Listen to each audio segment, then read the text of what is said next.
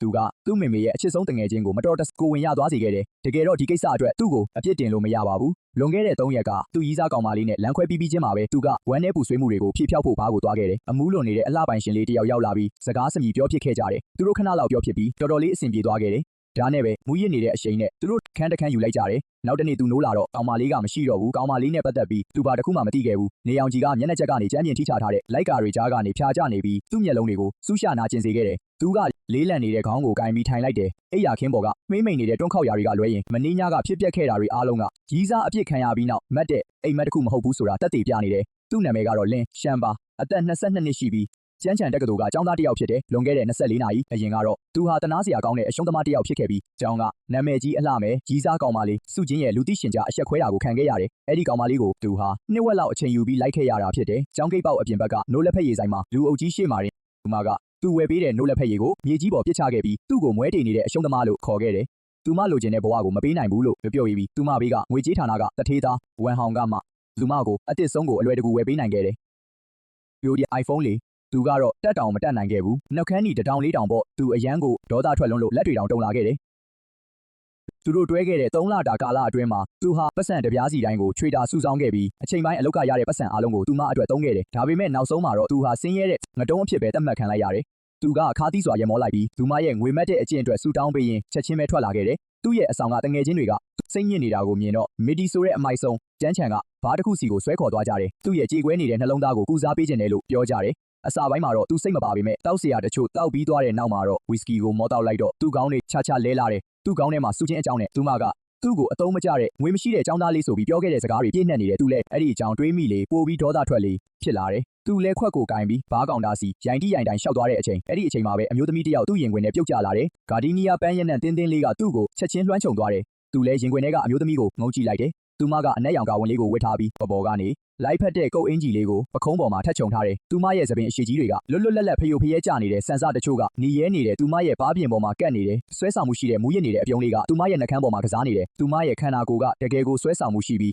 အထူးသဖြင့်အနက်ရောင်နဲ့ဖုံးအုပ်ထားတဲ့သူမရဲ့ခြေထောက်တွေကခြေအိပ်အပါးလေးတွေဖြစ်ကရှည်လျားပြီးအပြည့်အဝဖြောင့်တန်းနေတယ်ဒီလိုပေါ့ပါချိတ်ထိုင်နေတာကသူကိုလုံးဝမိန်မောသွားစေတယ်သူမကအယမ်းမူးနေလို့တောင်းပန်ကြောင်းပြောလာတယ်သူမရဲ့တန်ကနူးညံ့ပြီးနည်းနည်းအရှက်ရှာလေးဖြစ်နေကလုံးဝကိုကွာခြားနေတဲ့ဘာနဲ့လဲဆိုတော့ချွဲနွယ်ပြီးအတင်းလှုပ်ယူထားတဲ့စုချင်းရဲ့ကလေးလိုအတန်နဲ့ပါအဲ့ဒီအတန်ကိုကြားတော့သူ့ကြော်ရိုတဲ့စိတ်တက်သွားတယ်သူကကပြာနဲ့သူမကိုတွဲပေးလိုက်တယ်အရက်ရှင်ကသူ့ကိုလည်းလာထိခိုက်နေတယ်သူ့ပါဇက်ကဦးနောက်ထက်ပိုမြန်နေခဲ့တယ်အစင်ပြေချောင်းနဲ့မတက်မရနိုင်ရင်သူ့ကိုမိထားလို့ရတယ်လို့သူကပြောလိုက်တယ်သူမကိုသူဖတ်ထားလိုက်တော့သူမစီကနေနူးညံ့နဲ့ပြေးလိုက်ပြီးသူမကသူ့ကိုတော့မထုတ်ခဲ့ဘူးသူ့လက်မောင်းကိုမိထားရင်သူမဘားပေါ်ကသူ့ဖန်ခွက်ကိုယူပြီးသူတောက်လက်စဝီစကီကိုတငုံတောက်ကသူကိုမျက်ခုံးပင့်ပြခဲ့တယ်ဇဲကွဲပြီးဒီမှာတယောက်တည်းတောကတွေဖြည့်ဖြောက်နေတာလားလို့မေးခဲ့တယ်အဲ့ဒီအချိန်မှာသူကအမိုက်တွေတွန်ချလိုက်တယ်လို့မျိုးသူ့ရဲ့ထိန်းချုပ်မှုတွေကိုလွှတ်ချလိုက်ပြီးစုရှင်းစီကအပယ်ခံရတဲ့အကြောင်းတွေအကုန်သူမကိုရင်ဖွင့်ခဲ့တယ်သူမကတိတ်တဆိတ်နားထောင်ပေးပြီးတခါတလေအဲ့ဒီကောင်မလေးမျက်ကန်းတာဖြစ်မယ်လို့ဝင်ပြောပေးကသူ့လိုချောမောတဲ့ကောင်လေးကိုသာသူမသာအသက်နည်းနည်းပိုငယ်ခဲ့ရင်အစောကြီးကလေးကလိုက်နေလောက်ပြီလို့ပြောခဲ့တယ်အဲ့ဒါကိုကြားတော့သူ့ရင်ထဲပန်းတွေပွင့်သွားခဲ့တယ်သူ့ရဲ့ထိခိုက်နေတဲ့မာနတွေဟာချက်ချင်းပဲအမြင့်ဆုံးကိုသူမရဲ့ချိုးသားတဲ့စကားတွေကြောင့်ရောက်သွားခဲ့တယ်သူမကိုကြည့်လေပိုပြီးလှလာလေပဲလို့သူခံစားလိုက်ရတယ်တောင်မကရင်းကျက်တယ်လှပါတယ်နူးညံ့တယ်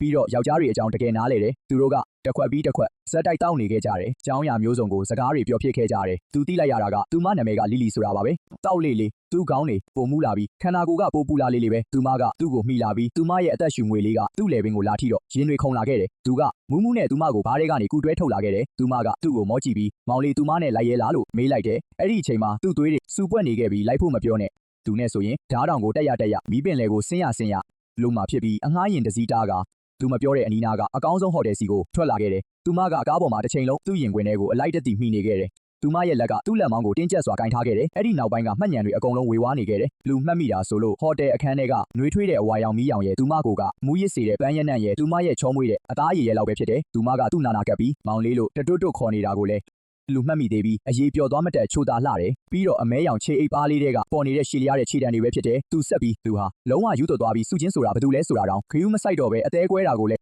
မေးပြစ်လိုက်ပါတယ်သူတိတာတစ်ခုကတော့အခုအချိန်မှာသူ့လက်ထဲကအမျိုးသမီးဟာကဘာပေါ်မှာအန်တီဆရာအကောင်းဆုံးလူတစ်ယောက်ဆိုတာပါပဲဒါပေမဲ့သူနိုးလာတဲ့အချိန်မှာတော့အမျိုးသမီးကမရှိတော့ပါဘူးသူကကတင်ပေါ်မှာခဏလောက်လိုက်ရှာကြည့်ပေမဲ့ဘေးကစားပွဲပေါ်မှာကြံခဲ့တဲ့မဖောက်ရသေးတဲ့ရေဘူးတပူးနဲ့သပင်စည်းကျိုးအမဲလေးကလွဲပြီးဘာမှချန်မထားခဲ့ပါဘူးအဲ့ဒါကမနေ့ညကစိတ်အားထက်သန်တဲ့အမျိုးသမီးဟာအရက်မူပြီးထင်ယောင်ထင်မှာဖြစ်ခဲ့တယ်လို့ပါပဲ သူကသပင်စီးကျိုးလေးကိုကောက်ကင်ပြီးနှာခေါင်းသားကိုယူလာတဲ့အခါမှာဂါဒီနီးယားပန်းရနံ့တင်တင်လေးရနေပါသေးတယ်သူဘလို့ခံစားနေရတယ်ဆိုတာကိုတောင်ခံစားခဲ့ရတယ်စိတ်ပြက်ပြီးဟာတာတာဖြစ်သွားပေမဲ့ပြောမပြတတ်အောင်လန်းဆန်းနေခဲ့တယ်ပြီးတော့လက်မလွတ်ချင်သလိုတောင်ဖြစ်မိတယ်ဒါပေမဲ့လည်းတညတာကိစ္စဆိုတော့ဖြတ်ခနဲမှတ်တဲ့အိမ်မက်တစ်ခုလိုပါပဲသူဟိုတယ်မှာရေချိုးအဝတ်စားလဲပြီးသပင်စီးကျိုးလေးကိုအိတ်ကတ်ထဲထည့်ကအေးအေးဆေးဆေးပဲဟိုတယ်ကနေထွက်လာခဲ့တယ်လမ်းမပေါ်ရောက်တာနဲ့သူ့အဆောင်ကအကိုကြီးစီကဖုန်းဝင်လာခဲ့တယ်ဖုန်းထဲကနေအတန်ကုန်ဟစ်အော်ပြီးချန်ဘယ်ရီလျှောက်သွားနေတာလဲလို့လှမ်းမေးတယ်မင်းညကဖုန်းခေါ်တာလည်းမကင်ဘူးလို့ဆိုတယ်စုချင်းကအဲ့ဒီတထေးသားကိုခေါ်လာပြီးအခုသူတို့အဆောင်ပေါက်ဝါမှာပိတ်ရထားကြောင်းနဲ့သူ့ကိုအဆက်ခွဲဖို့လုပ်နေကြတယ်လို့တတိလှမ်းပေးခဲ့တယ်သူအေးဆက်ဆက်လှောင်ပြုံးပြုံးလိုက်ပြီးခံစားချက်တစ်စက်လေးမှမရှိခဲ့ဘူးမနေ့ကဆိုရင်တော့သူဒေါသထွက်ပြီးအဆက်ခွဲတယ်လို့ခံစားရနိုင်ပေမဲ့ညကိစ္စတွေဖြစ်ပြီးနောက်မှာတော့အခုစုချင်းကိုကြည်ရတာတာမန်ရုပ်စင်းတရံနဲ့အလွန်ကိုရိုးဤပြီးပြင်းစရာကောင်းနေခဲ့တယ်ညကလီလီနဲ့ရှင်ရင်သူမဖက်နဲ့တယ်ပေးဖို့တော့မတန်ဘူးသူတို့ကိုပိတ်ခိုင်းထားလိုက်သူကကြောက်မယ်ထင်နေလားလို့တွေးလိုက်ပြီးသူတက္ကစီတစ်စီးငှားကကားဆရာကိုကြောင်းလိပ်စာပေးလိုက်ပြီးသူ့အနေနဲ့လဲသူမကိုပြောစရာစကားအနှဲငယ်ရှိတယ်လို့တင်းငိမ့်စွာပြန်ပြောခဲ့တယ်မိနစ်20အကြာမှာတော့တက္ကစီကသူ့အဆောင်ရှိကိုဆိုက်ရောက်လာခဲ့တယ်အဝေးကနေကြည့်တော့စုချင်းကိုသူမြင်နေရတယ်ဝမ်ဟောက်ရဲ့လက်မောင်းကိုတွဲခိုပြီးအဆောင်အပြင်ဘက်ကပန်းချံပေးမှာရက်နေကြတယ်ကျောင်းသားတွေကလည်းသူတို့ကိုဝိုင်းအောင်ကြည့်နေပြီးသူ့ဘက်ကိုလက်ညှိုးထိုးနေကြတယ်သူရှင်ကသူ့ကိုမြင်ချင်းပဲတက်ကြွသွားပြီးဝမ်ဟောက်ရဲ့လက်မောင်းကိုလွှတ်လိုက်ကတောင်းမြင့်ဖက်နဲ့သူ့စီကိုရှောက်လာခဲ့တယ်နှုတ်ခမ်းမှာလဲလှောင်ပြောင်တဲ့အပြုံးတစ်ခုနဲ့ပေါ့လင်းချန်ကပြန်လာရမယ်လမ်းကိုတိသေးတယ်ဆိုပြီးတော့သူမကသူ့ကိုထားခဲ့ပြီးနောက်ပိုင်းသူကတောင်းတနေရမှာပုံပြီးမျက်ရည်တွေကျနေလိမ့်မယ်လို့ထင်ခဲ့ကြောင်းပြောခဲ့တယ်ဝမ်ဟောက်ကလည်းကြည့်ထွက်လာပြီးဆူရှင်ရဲ့ခါကိုဖက်လိုက်ကသူ့ကိုမောက်မာစွာနဲ့ငုံကြည့်ရင်သူ့မျက်နှာမှာလဲယွန်ရှာမှုတွေအပြည့်နဲ့ကလေးလေးနားထောင်စမ်းရှင်းရှင်းကဆိုပြီးပြောလာခဲ့တယ်သူနဲ့တွဲရတာကသူမအတွက်ကံကောင်းမှုတစ်ခုဖြစ်ကြောင်းသူကပြောတယ်ကျွန်တော်ရဲ့တလားစာမဟုတ်ဖို့အကုန်လုံးကတော့သူမအတွက်နှကန်းညီတတောင်းတောင်ဝယ်မပေးနိုင်ဘူးလို့သူကလှောင်ပြောင်တယ်ပြီးတော့ငန်းသားကိုတက်မှတ်နေတဲ့ဖားပြုတ်တကောင်လိုမျိုးပြုမှုမနေဖို့သူကဆက်ပြောတယ်ကျွန်တော်တို့ပတ်လေကလူအုပ်ကြီးဟာရင်မောလိုက်ကြပြီးကျွန်တော်ကိုလက်ညှိုးထိုးနေကြတယ်အရင်ကကျွန်တော်သာဆိုရင်တော့မျက်နှာကြီးနီးရဲပြီးသူတို့ကိုအော်ဟစ်နေလောက်ပြီးဒါပေမဲ့အခုတော့ကျွန်တော်ကနားကလော်လိုက်ပြီးဆူရှင်းကိုကြည့်ကဖြင်းညင်းစွာပြုံးလိုက်တယ်ဆူရှင်းမင်းနဲ့တထေးသားတယောက်ကိုတွေ့ကပ်လိုက်ုံနဲ့အထက်တန်းလွာတွေကိုရောက်သွားပြီလို့တကယ်ထင်နေတာလားလို့ကျွန်တော်ကမေးလိုက်တယ်ဆူရှင်းရဲ့မျက်နှာကချက်ချင်းဆိုသလိုမဲမောင်သွားတယ်လင်းချန်ဘာကိုဆိုလိုတာလဲလို့သူမကဒေါသတကြီးနဲ့ပြန်မေးတယ်ဘာမှမဆိုလိုပါဘူးလို့ပြောရင်းကျွန်တော်အကြည့်တွေကသူမအပေါ်ကိုရောက်သွားတယ်ဝစ်စုံကဒီဇိုင်နာဝစ်စုံဖြစ်ပြီးဝမ်ဟောက်ကသူမအတွက်ဝယ်ပေးထားတာဖြစ်တယ်သူ့လေတံမှာလှောင်ပြောင်တဲ့အရေးအယောင်ပါနေတယ်လူကောင်းတယောက်မဖြစ်ချင်ပဲတခြားတယောက်ရဲ့အလိုတော်ကြီးအဖြစ်ရွေးချယ်ခဲ့တာနှမျောစရာပဲလို့သူပြောလိုက်တယ်ဒီနေ့အဝတ်စားတွေဝယ်ပေးပြီးမနှက်ဖြန်ကြအယုတ်သိရရင်လွယ်လွယ်ကူကူပဲစွန့်ပစ်သွားနိုင်တယ်လို့သူကပြောလိုက်တယ်သူ့ကိုတကယ်အလေးအနက်ထားတယ်လို့ထင်နေလားလို့သူကမေးလိုက်တယ်ဝမ်ဟောက်ကချက်ချင်းဒေါသထွက်သွားတယ်သူကတလန်းတိုးလာပြီးလက်သီးဆုပ်ကသူ့ကိုဝင်လုံးတော့မဲ့ပုံနဲ့တေးချင်နေတာလားလို့ဆဲဆိုလိုက်တယ်သူကတော့နေရာကနေတလက်မမရွေပဲရက်နေတယ်တလန်းတောင်ရှေ့တိုးပြီးလုံခြုံရေးကင်မရာကိုလက်ညှိုးထိုးပြလိုက်တယ်သူတို့ပေါ်တဲ့မှာပြုံးပြီးတော့ဒီနေရာကိုသာလာထိုးလိုက်ဖို့သူကပြောတယ်အကြောင်းကကင်မရာတွေကအရာအားလုံးကိုအထင်သာမှတ်တမ်းတင်ထားတယ်လေသူ့ကိုလက်တစ်ဖြစ်လောက်ထိတာနဲ့မြေကြီးပေါ်လဲချပြီးရတဲ့လောက်အမျက်ထုတ်ပြစ်မယ်လို့ဆိုတယ်8000ဒါမှမဟုတ်တက်သိန်းလောက်မထုတ်ပေးရင်သူ့မျိုးရိုးနာမည်တောင်ခံယူပြစ်မယ်တဲ့ဘာပဲဖြစ်ဖြစ်ဆုံးရှုံးစရာမရှိတဲ့လူကအရာအားလုံးရှိတဲ့လူကိုမကြောက်ဘူးလေသူ့မိသားစုကပတ်စံရှိတာမို့ကျောင်းကသူ့လိုတထေးသားကိုကာကွယ်ပေးမလားသူ့လိုတာမန်ကျောင်းသားကိုကာကွယ်မလားကြည့်ကြတာပေါ့တဲ့ဝမ်ဟောင်ရဲ့လက်သီးကလေထဲမှာရက်တန့်သွားတယ်သူ့မျက်နှာကလည်းရှေ့တိုးမရနောက်ဆုံးမရနဲ့ညီရဲသွားတယ်တကယ်ကိုအဆက်ကွဲစရာပါပဲလူအုပ်ကြီးစီကလှောင်ပြောင်တန်တွေကရုတ်တရက်အခြေအနေပြောင်းသွားပြီးအားလုံးကဝမ်ဟောက်ကိုလက်ညှိုးထိုးကြတော့တယ်ဒီလိုစော်ကားမှုကိုသူ့ပဲလို့တီးခံနိုင်မလဲသူကသွားကိုကြိတ်ပြီးဆင်းရဲတဲ့ကောင်ဆိုပြီးချိန်ဆဲလိုက်တယ်ဒါပေမဲ့သူကဘာမှတော့ဝင်မလုပ်ရဲခဲ့ဘူးအဲ့ဒီနောက်သူကစူချင်းကိုပြန်လှည့်ကြည့်လိုက်တယ်သူမရဲ့မျက်နှာကနီရဲလာရာကနေဖြူဖြော့သွားခဲ့တယ်သူမကဒေါသတွေထွက်ပြီးတုံရင်နေခဲ့တယ်သူကရေးလိုက်ပြီးနောက်ဆုံးအနေနဲ့စကားတစ်ခွန်းထပ်ပြောလိုက်တယ်သူမအနေနဲ့သူ့ကိုပြစ်သွားလို့သူဝမ်းနေနေတယ်ဆိုပြီးထင်မကြီးဖို့သူကပြောလိုက်တယ်အမှန်တိုင်းပြောရရင်မင်းညကသူတွေ့ခဲ့တဲ့အမျိုးသမီးကသူမထက်အစာတရာပိုလာတယ်လို့သူကဆိုတယ်အစာတရာပိုချစ်ဖို့ကောင်းပြီးသူမရဲ့ခန္ဓာကိုယ်ကစုချင်းကိုအပြတ်သက်အနိုင်ယူနိုင်တယ်လို့သူကဆက်ပြောတယ်သူမနဲ့ရှင်လိုက်ရင်စုချင်းကဘာမှမဖွင့်ပြသေးတဲ့ကောင်မလေးတစ်ယောက်ပဲလို့ဆိုခဲ့တယ်မုံလာဥပါသူ့ကိုလမ်းခွဲသွားတဲ့အတွက်ကျေးဇူးတင်ကြောင်းနဲ့ဒါမှမဟုတ်ရင်ဒီလိုအန်တက်စရာကောင်းတဲ့သူနဲ့ဘယ်တွေ့ရပါမလဲလို့သူကပြောခဲ့တယ်အဲ့ဒီစကားတွေထွက်သွားတာနဲ့တပြိုင်နက်စုချင်းမျက်နှာကပြားနှမ်းသွားပြီးသူမကအော်ဟစ်လိုက်တယ်လင်းချန်ကိုအရှက်မရှိတဲ့ကောင်လို့ဆဲဆိုလိုက်တယ်လင်းချန်ကလည်းသူမလိုငွေမက်တဲ့မိန်းမဖြစ်ရတာထက်အရှက်မရှိတာကပိုကောင်းတယ်လို့ပြန်ချေပခဲ့တယ်သူကလက်ရမ်းပြလိုက်ပြီးသူမနဲ့ဆက်ပြီးစကားမများချင်တော့ပဲလှည့်ကအဆောင်ဘက်ကိုတန်းတန်းမတ်ရှောက်သွားခဲ့တယ်အတင်းပြောနေကြတဲ့လူအုပ်ကြီးကိုနောက်မှထားရစ်ခဲ့တယ်စုချင်းနဲ့ဝမ်ဟောက်တို့လည်းဒေါသတကြီးနဲ့ခြေဆောင်ကကြံခဲ့တယ်အဆောင်ကိုပြန်ရောက်တော့သူ့ရဲ့တငယ်ချင်း၃ယောက်ကသူ့စီချက်ချင်းရောက်လာပြီးမယက်မနာချီးကျူးစကားတွေပြောကြတယ်ခုနကအယမ်းမိုက်သွားပြီးအဲ့ဒီအောက်တန်းကျတဲ့စုံတွဲကိုလုံးဝစကားမပြောနိုင်အောင်လှုပ်လိုက်တယ်လို့တွေးနေခဲ့တယ်အကိုကြီးကသူ့ပခုံးကိုပုတ်ပြီးမစိုးဘူးလို့ပြောခဲ့တယ်ချန်ကတညတဲ့နဲ့တရားပေါက်သွားတာလားလို့မေးပြီးဒီတကယ်ပဲအရန်လာတဲ့အမကြီးတယောက်နဲ့တွေးခဲ့တာလားလို့သူတို့ကိုလိန်နေတာမဟုတ်ဘူးမလားလို့မေးခဲ့တယ်သူကပြုံးပြီးသူ့အိတ်ကက်ထဲကအမဲရောင်သပင်စည်းကျိုးကိုထုတ်လိုက်တယ်ပြီးတော့အဲ့ဒါကိုစပွဲပေါ်ပြစ်တင်လိုက်ပြီးမျက်ခုံးပင်းပြလိုက်တယ်သူကဘာလို့သူတို့ကိုလိန်ရမှာလဲလို့ပြန်မေးခဲ့တယ်သူကဘယ်တော့မှရှောက်မပြောတတ်ဘူးလို့ဆိုတယ်အဲ့ဒီ၃ယောက်သားကချက်ချင်းပဲဝိုင်းအောင်ကြည့်ကြပြီးသပင်စည်းကျိုးကိုစူးစိုက်ကြည့်က ဘာတွေဖြစ်ခဲ့တာလဲဆိုတာနဲ့ပတ်သက်ပြီးသူ့ကိုမေးခွန်းတွေတရဇက်မေးတော့တယ်အဲ့ဒီအမျိုးသမီးကဘယ်လိုပုံစံလဲဆိုတာနဲ့သူအသက်ဘယ်လောက်ရှိပြီလဲဘာအလုပ်လုပ်လဲဆိုပြီးသူတို့ကမေးခွန်းတွေအများကြီးနဲ့ရှန်ကိုခေါင်းကိုက်အောင်လုပ်နေကြတယ်ရှန်ကတော့ဘာမှတွေ့ခဲ့တာဆိုပြီးဝေဝါဝပဲပြန်ဖြေနိုင်ခဲ့တယ်တခြားဘာမှသိမပြောပြခဲ့ဘူးဒါကရှန်မပြောပြခြင်းလို့မဟုတ်ပဲတခြားဘာမှကိုတကယ်မသိလို့ပါနောက်ရက်အနေငယ်ကြတော့ရှန်ကအိတ်ကတ်ထဲကသပင်စည်းကြိုးလေးကိုကင်ပြီးတော့အဲ့ဒီညကလီလီအကြောင်းပြန်တွေးမိတယ်သူကရှန်ဘွားတွေကိုတိုက်ခတ်လာတဲ့လေပြင်းတအုပ်လိုပါပဲရှန်နှလုံးသားကိုလှုပ်ခတ်သွားစေပြီးတော့တိတ်တဆိတ်ပျောက်ကွယ်သွားခဲ့တယ်အဲ့ဒီကိစ္စတစ်ခုလုံးကိုခဏတာအိမ်မက်တစ်ခုလိုသဘောထားပြီးပြင်းထဲမှာနက်နက်ရှိုင်ရှိုင်မြုပ်နှံတော့မယ့်အချိန်မှာပဲရှန်အမေကဖုန်းခေါ်လာခဲ့တယ်ရှန်အမေနာမည်ကကျန်းလန်လို့ခေါ်ပြီးသူမဟာပုံမှန်အရှိမြောက်ပိုင်းအမျိုးသမီးတစ်ယောက်လိုပဲပွင့်လင်းပြီးတဲ့တိုးပြောတက်ကမြန်ဆန်ပြီးတက်ကြွတယ်သူမကကျန်းချံမှာကုန်းစုံဆိုင်ငယ်လေးတစ်ဆိုင်ဖွင့်ထားတယ်သူတို့တိတ်မချမ်းသာပေမဲ့များသောအားဖြင့်တော့သူမစကားကိုကောင်းကောင်းနားထောင်ကြပြီးတခါတလေပြန်ပြောတာလောက်ပဲရှိတယ်ဖုန်းကင်လိုက်တာနဲ့သူမရဲ့အတန်ကျဲကြီးကဖုန်းထဲကနေထွက်လာတယ်ချမ်းဒီအပတ်အိမ်ပြန်လာမလားနဲ့အန်တီလီမန်ပြန်ရောက်နေလို့ဒီအပတ်ညစာစားဖို့အိမ်ပြန်လာခဲ့ဖို့အားလုံးကြိုက်တဲ့ဝက်သားနဲ့လုပ်ပေးထားမယ်လို့လဝကပြောတယ်သူကခဏလောက်ရက်သွားပြီးအန်တီလီမန်ဆိုပြီးတွေးနေတယ်သူ့အမေမှာရင်းနှီးတဲ့တငယ်ချင်းတွေအများကြီးရှိတော့အန်တီအယောက်80ကနေ100လောက်ထိကိုသူတွေ့ဘူးမှာပဲအန်တီလီမန်ဆိုတဲ့နာမည်ကတော့သူ့အတွက်ရင်းနှီးနေပါတယ်သူ့အမေရဲ့ငယ်တငယ်ချင်းဖြစ်မယ်လို့သူထင်လိုက်တယ်လွန်ခဲ့တဲ့နှစ်တွေကသူမကတောင်ပိုင်းကိုစီးပွားရေးလုပ်ဖို့သွားပြီးအဲ့ဒီနောက်နိုင်ငံခြားကိုထွက်သွားတယ်လို့သူကြားဘူးတယ်သူမကိုမတွေ့ရတာ10စုနှစ်တခုကျော်နေပြီဖြစ်လို့သူ့ရဲ့သူမနဲ့ပတ်သက်တဲ့မှတ်ဉာဏ်တွေကအတော်လေးကိုမှိမ့်မိန်နေပါပြီဘယ်အန်တီလီမန်ကိုပြောတာလဲလို့သူ့အမေကိုသူကပေါ့ပါပဲမေးလိုက်တယ်အခြားဘသူရှိအောင်မလဲသူ့ရဲ့အချစ်ဆုံးတငယ်ချင်းရှောင်းလီမန်ပဲလို့အမေကပြန်ပြောတယ်သူငယ်တုန်းကသူမကချီခဲ့ပြီးသူ့အတွက်နှုတ်မုံတွေတောင်ဝယ်ပေးခဲ့တယ်လို့သူ့အမေကဖုန်းထဲကနေလှမ်းပြောတယ်သူ့မှတ်ဉာဏ်တွေကိုခွေးစားသွားတာလားလို့ဆိုပြီးဒီအပတ်ပိတ်ရက်မှာအိမ်ကိုမြန်ပြန်လာခဲ့ဖို့ပြောတယ်အန်တီလီမန်ကသူ့ကိုဘလိုင်းဒိတ်လုပ်ပေးမယ်လို့တောင်ပြောထားတယ်လေပြက်သွားတာဆိုတော့အချိန်ကိုက်ပဲလူသစ်ရှာပေးဖို့တဲ့ဘလိုင်းဒိတ်ဆိုတဲ့စကားကိုကြားတာနဲ့သူ့ကောင်းတွေကိုက်လာတယ်သူတင်းရယ်ပြပြီးတော့ရပါပြီလို့မမေကိုပြောလိုက်တယ်သူချင်းသေးပေါ့ဒီအပတ်အိမ်ပြန်လာခဲ့မယ်လို့ပြောပြီးဖုန်းချလိုက်တယ်ဒါကိုသူတိတ်အလေးမထားမိဘူးဒါကမမေရဲ့အချစ်ဆုံးတငယ်ချင်းထမင်းလာစားဖို့လာတာပဲလေဘာလို့ blind date တွေစီစဉ်ရတာလဲအချိန်တန်ရင်စကားနည်းနည်းပြောပြီးအလိုက်တင်နေပြီးသွားမှာပဲလို့တွေးလိုက်တယ်လောလောဆယ်သူ့စိတ်ထဲမှာအဲ့ဒီညကလီလီကိုပဲတွေးနေမိတာကြောင့်တခြားကောင်မလေးကိုကြီးကျင်စိတ်မရှိဘူးပိတ်ရက်ကမြန်ရောက်လာပြီးတော့သူနေ့လယ်အထိအိတ်လိုက်ပြီးနိုးလာတော့မျက်နှာတစ်ပြီးအငှားရင်နဲ့အိမ်ပြန်လာခဲ့တယ်သူ့အိမ်ကကျောင်းနဲ့တိတ်မဝေးတဲ့တိုက်ခန်းဟောင်းတစ်ခုမှာပါကားစီးရင်မိနစ်20လောက်ပဲကြာတယ်အိမ်ရှိတကားဝါကိုရောက်ချင်းမှာပဲထဲကနေဝက်သားဟင်းနဲ့လွင့်ပြန်လာတာနဲ့အတူရင်းနှီးနေတဲ့ဂါဒီနီယာပန်းရက်နံလေးကိုရလိုက်တော့သူ့ရင်ထဲဒိန်းကနေဖြစ်သွားတယ်သူ့ခြေလမ်းတွေချက်ချင်းရက်သွားတယ်ဒီရနံ့ကအရန်ကိုရင်းနှီးနေတာပါတထေရတဲ့သူ့နှာခေါင်းဝမှာဆွဲထင်နေတဲ့အဲ့ဒီညကဟိုတယ်အခန်းထဲကရနံ့မျိုးပါပဲအဲ့ဒီတုန်းကတော့ရန်တွေးလွန်နေတယ်ဆိုပြီးသူ့ကိုယ်သူနှစ်သိမ့်ခဲ့တာပါဂါဒီနီယာရေမွေးသုံးတဲ့မိန်းမတွေအများကြီးပဲဘလို့လုပ်ပြီးအဲ့လောက်တိုက်ဆိုင်နိုင်မှလဲလို့တွေးမိတယ်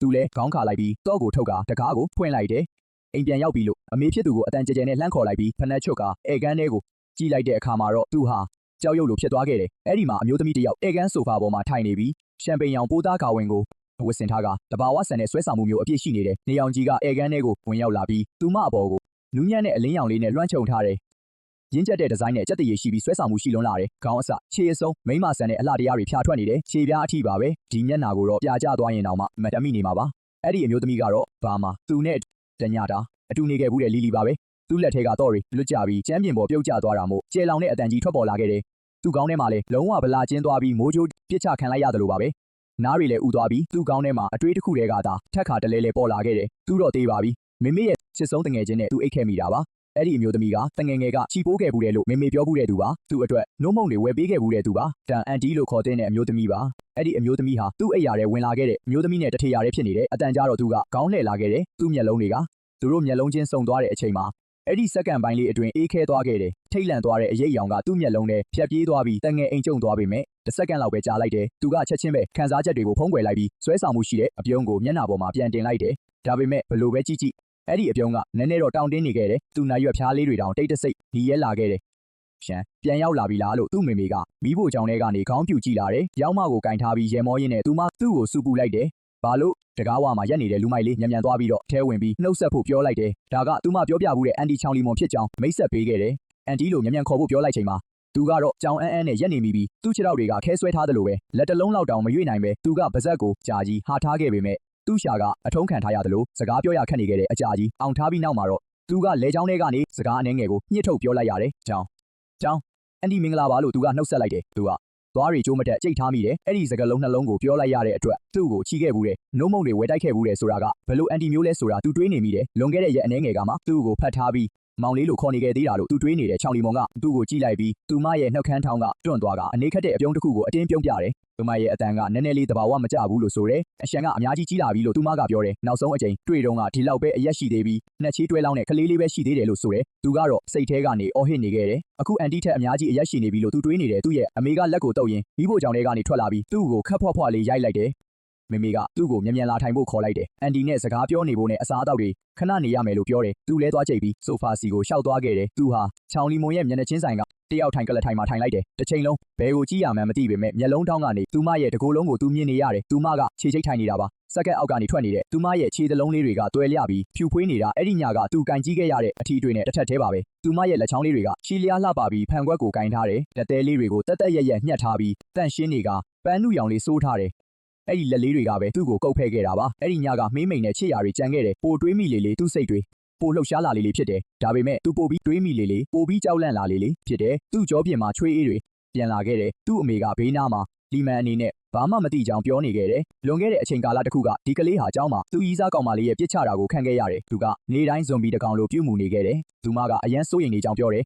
လီမန်ကလူအများကြီးကိုတီးတာမို့ယုံကြည်ရတဲ့မိန်းကလေးတွေရှိလားလို့သူမကမေးတယ်ချန်ချန်ကိုတယောက်လောက်မိတ်ဆက်ပေးဖို့ပြောတယ်ချောင်းလီမန်ကသူမရဲ့ဖန်ခွက်ကိုကောက်ကင်ပြီးတငုံတောက်လိုက်တယ်သူမကသူ့ကိုမော့ကြည့်လိုက်တယ်သူမမျက်လုံးတွေထဲမှာမတေချာတဲ့နောက်ပြောင်မှုတွေနဲ့ရောရှက်နေတဲ့အရေးအယောင်တစ်ခုပါဝင်နေတယ်ရှက်ရွံ့မှုလေးနဲ့အတူသူမရဲ့နှကန်းတောင်လေးတွေကွေးတက်သွားပြီးသူမရပါတယ်လို့ပြောပြီးဘလို့ကောင်မလေးမျိုးကိုချန်ချန်ကသဘောကျလဲဆိုတာပြောပြဖို့နဲ့အန်တီကရှာပေးမယ်လို့သူမကပြောလာတယ်သူတောက်လိုက်တယ်ရေတငုံတောင်သူ့ပတ်ဆက်ထဲကနေပြန်ထွက်မတက်ဖြစ်သွားတယ်အန်တီကဒီလိုမေးတာအန်တီဘာလုပ်နေလဲဆိုတာတေချာတိသားပဲလို့သူကပြောလိုက်တယ်သူဘလို့လူမျိုးကိုသဘောကျလဲဆိုတာသူမတေချာမသိဘူးလားသူကသူ့ရင်ထဲကမုံတိုင်းကိုမျိုးတိတ်ပြီးလေချောင်းတစ်ချက်ရှင်းလိုက်တယ်သူ့ကောင်းထဲမှာစချင်းနောက်ချင်းတဲ့စိတ်တွေပြန်ပေါ်လာတယ်သူကသူမကိုကြည့်ပြီးဘာတောင်းဆိုမှုမှသိမရှိပါဘူးလို့ဖြည်းဖြည်းချင်းပြောလိုက်တယ်အန်တီချောင်လိုရင်းကျက်ပြီးလှပတဲ့နူးညံ့ပြီးသဘောထားကြီးတယ်လို့အလွန်လဲနားလေပေးတတ်တယ်လို့သူကဆိုတယ်ထိုစကားတွေသူ့ပါဇက်ကနေထွက်သွားတာနဲ့အခန်းထဲမှာချက်ချင်းတိတ်ဆိတ်သွားခဲ့တယ်ချောင်လီမန်ရဲ့မျက်နှာကလည်းချက်ချင်းကိုหนีရဲသွားခဲ့တယ်ထို့အနီရောင်ကသူမရဲ့ပါးပြင်ကနေနှရွက်အထိပြန့်နှံ့သွားခဲ့တယ်သူမဟာလက်ထဲကဖန်ခွက်ကိုတော့မြဲအောင်မကင်ထားနိုင်လောက်အောင်ဖြစ်သွားတယ်သူ့အမေကလည်းခဏလောက်ကြောင်သွားခဲ့တယ်ပြီးတော့သူမကရီမောပြီးသူ့ကိုခက်ပြင်းပြင်းရိုက်လိုက်တယ်သူမကစိတ်အနှောက်အယှက်ဖြစ်စွာနဲ့သူ့ကိုစူပူချိန်မောင်းခဲ့တယ်လူရိုင်းလေးယိုသေးမှုရှိဖို့နဲ့ဒါကအန်တီဖြစ်သူကိုနောက်ဆရာဟာတာမျိုးလားဆိုပြီးသူမကဆိုတယ်အန်တီဆိုတာအဲ့ဒီလိုမျိုးနောက်ပြောင်လို့ရတဲ့သူလားဆိုပြီးအခုချက်ချင်းပါဇက်ပိတ်ထားဖို့သူမကပြောခဲ့တယ်သူကအခြေအနေကိုမြန်မြန်ဆန်ဆန်ထိန်းချုပ်ဖို့ကြိုးစားခဲ့တယ်ရေကျဲကျဲနဲ့လွှဲချလိုက်တယ်လူကနောက်နေတာပါလို့အမေဖြစ်သူကိုပြောပြီးအန်တီချောင်ကိုလည်းစိတ်ထဲမထားဖို့ပြောလိုက်တယ်သူ့အနေနဲ့အန်တီချောင်ကသူတွေ့ဘူးသမျှထဲမှာအလှပဆုံးအမျိုးသမီးလို့ထင်မိလို့ပါလို့ဆက်ပြောတယ်ချောင်လီမန်ကတပ်ပြင်းရှည်ကြီးချကသူမရဲ့ခံစားချက်တွေကိုခက်ခဲထိန်းချုပ်လိုက်ရတယ်ပြီးတော့သူ့ကိုစူးစူးရဲရဲကြည့်လာခဲ့တယ်သူမရဲ့မျက်လုံးတွေထဲမှာတတိပေးခြင်းနဲ့အရေးအယောင်တွေနဲ့ရှက်ရွံ့မှုတွေရောရှက်နေပြီးပေါ်ပြလို့မရတဲ့သဘောကျမှုတွေလည်းပါဝင်နေတယ်သူမကဖန်ခွက်ကိုချလိုက်ပြီးသူ့အမေကိုကြည့်ကပြုံးပြလိုက်တယ်။ကလေးတွေကနောက်တက်ပြောင်တက်တာပဲဆိုပြီးကိစ္စမရှိကြောင်းသူမကပြောလိုက်တယ်ချန်ချန်ကတကယ်ကိုအပြောကောင်းတာပဲလို့ဆိုတဲ့သူကတော့စိတ်ထဲကနေရီးလိုက်ပြီးအပြောကောင်းတာလားလို့တွေးလိုက်တယ်။အန်တီပြောခဲ့တာအဲ့ဒီလိုမဟုတ်ပါဘူးလို့သူကဆက်တွေးနေခဲ့တယ်ညတုန်းကသူ့ရှာလေးနူးညံ့တယ်လို့ပြောခဲ့တော့ကဆိုရင်သူမကဒီထက်အများကြီးပို့ပြီးရိုးသားခဲ့တယ်လို့သူတွေးမိပါတယ်။တိတ်မကြခင်မှာပဲသူ့အမေကဟင်းချက်လို့ပြီးသွားပါတယ်။ဝက်သားနှက်ချိုးချင်နံရိုးကြော်နဲ့ငါးပေါင်းတို့ကစပွဲပေါ်မှာအပြည့်ပါပဲ။သူ့အမေကချောင်လီမန်ကိုထမင်းစပွဲမှာထိုင်ခိုင်းပြီးသူမရဲ့ပကံထဲကိုဟင်းတွေခဏထည့်ပေးနေရင်လွန်ခဲ့တဲ့နှစ်အနည်းငယ်ကအကြောင်းတွေကိုမယက်မနာပြောနေခဲ့ပါတယ်။အဲ့ဒီအချိန်ကြာမှပဲချောင်လီမန်ကနိုင်ငံတွင်းကိုအခုမှပြန်လာတာမဟုတ်ဘူးဆိုတာသူသိလိုက်ရပါတယ်။သူမကကြမ်းချံကိုပြန်ရောက်နေတာ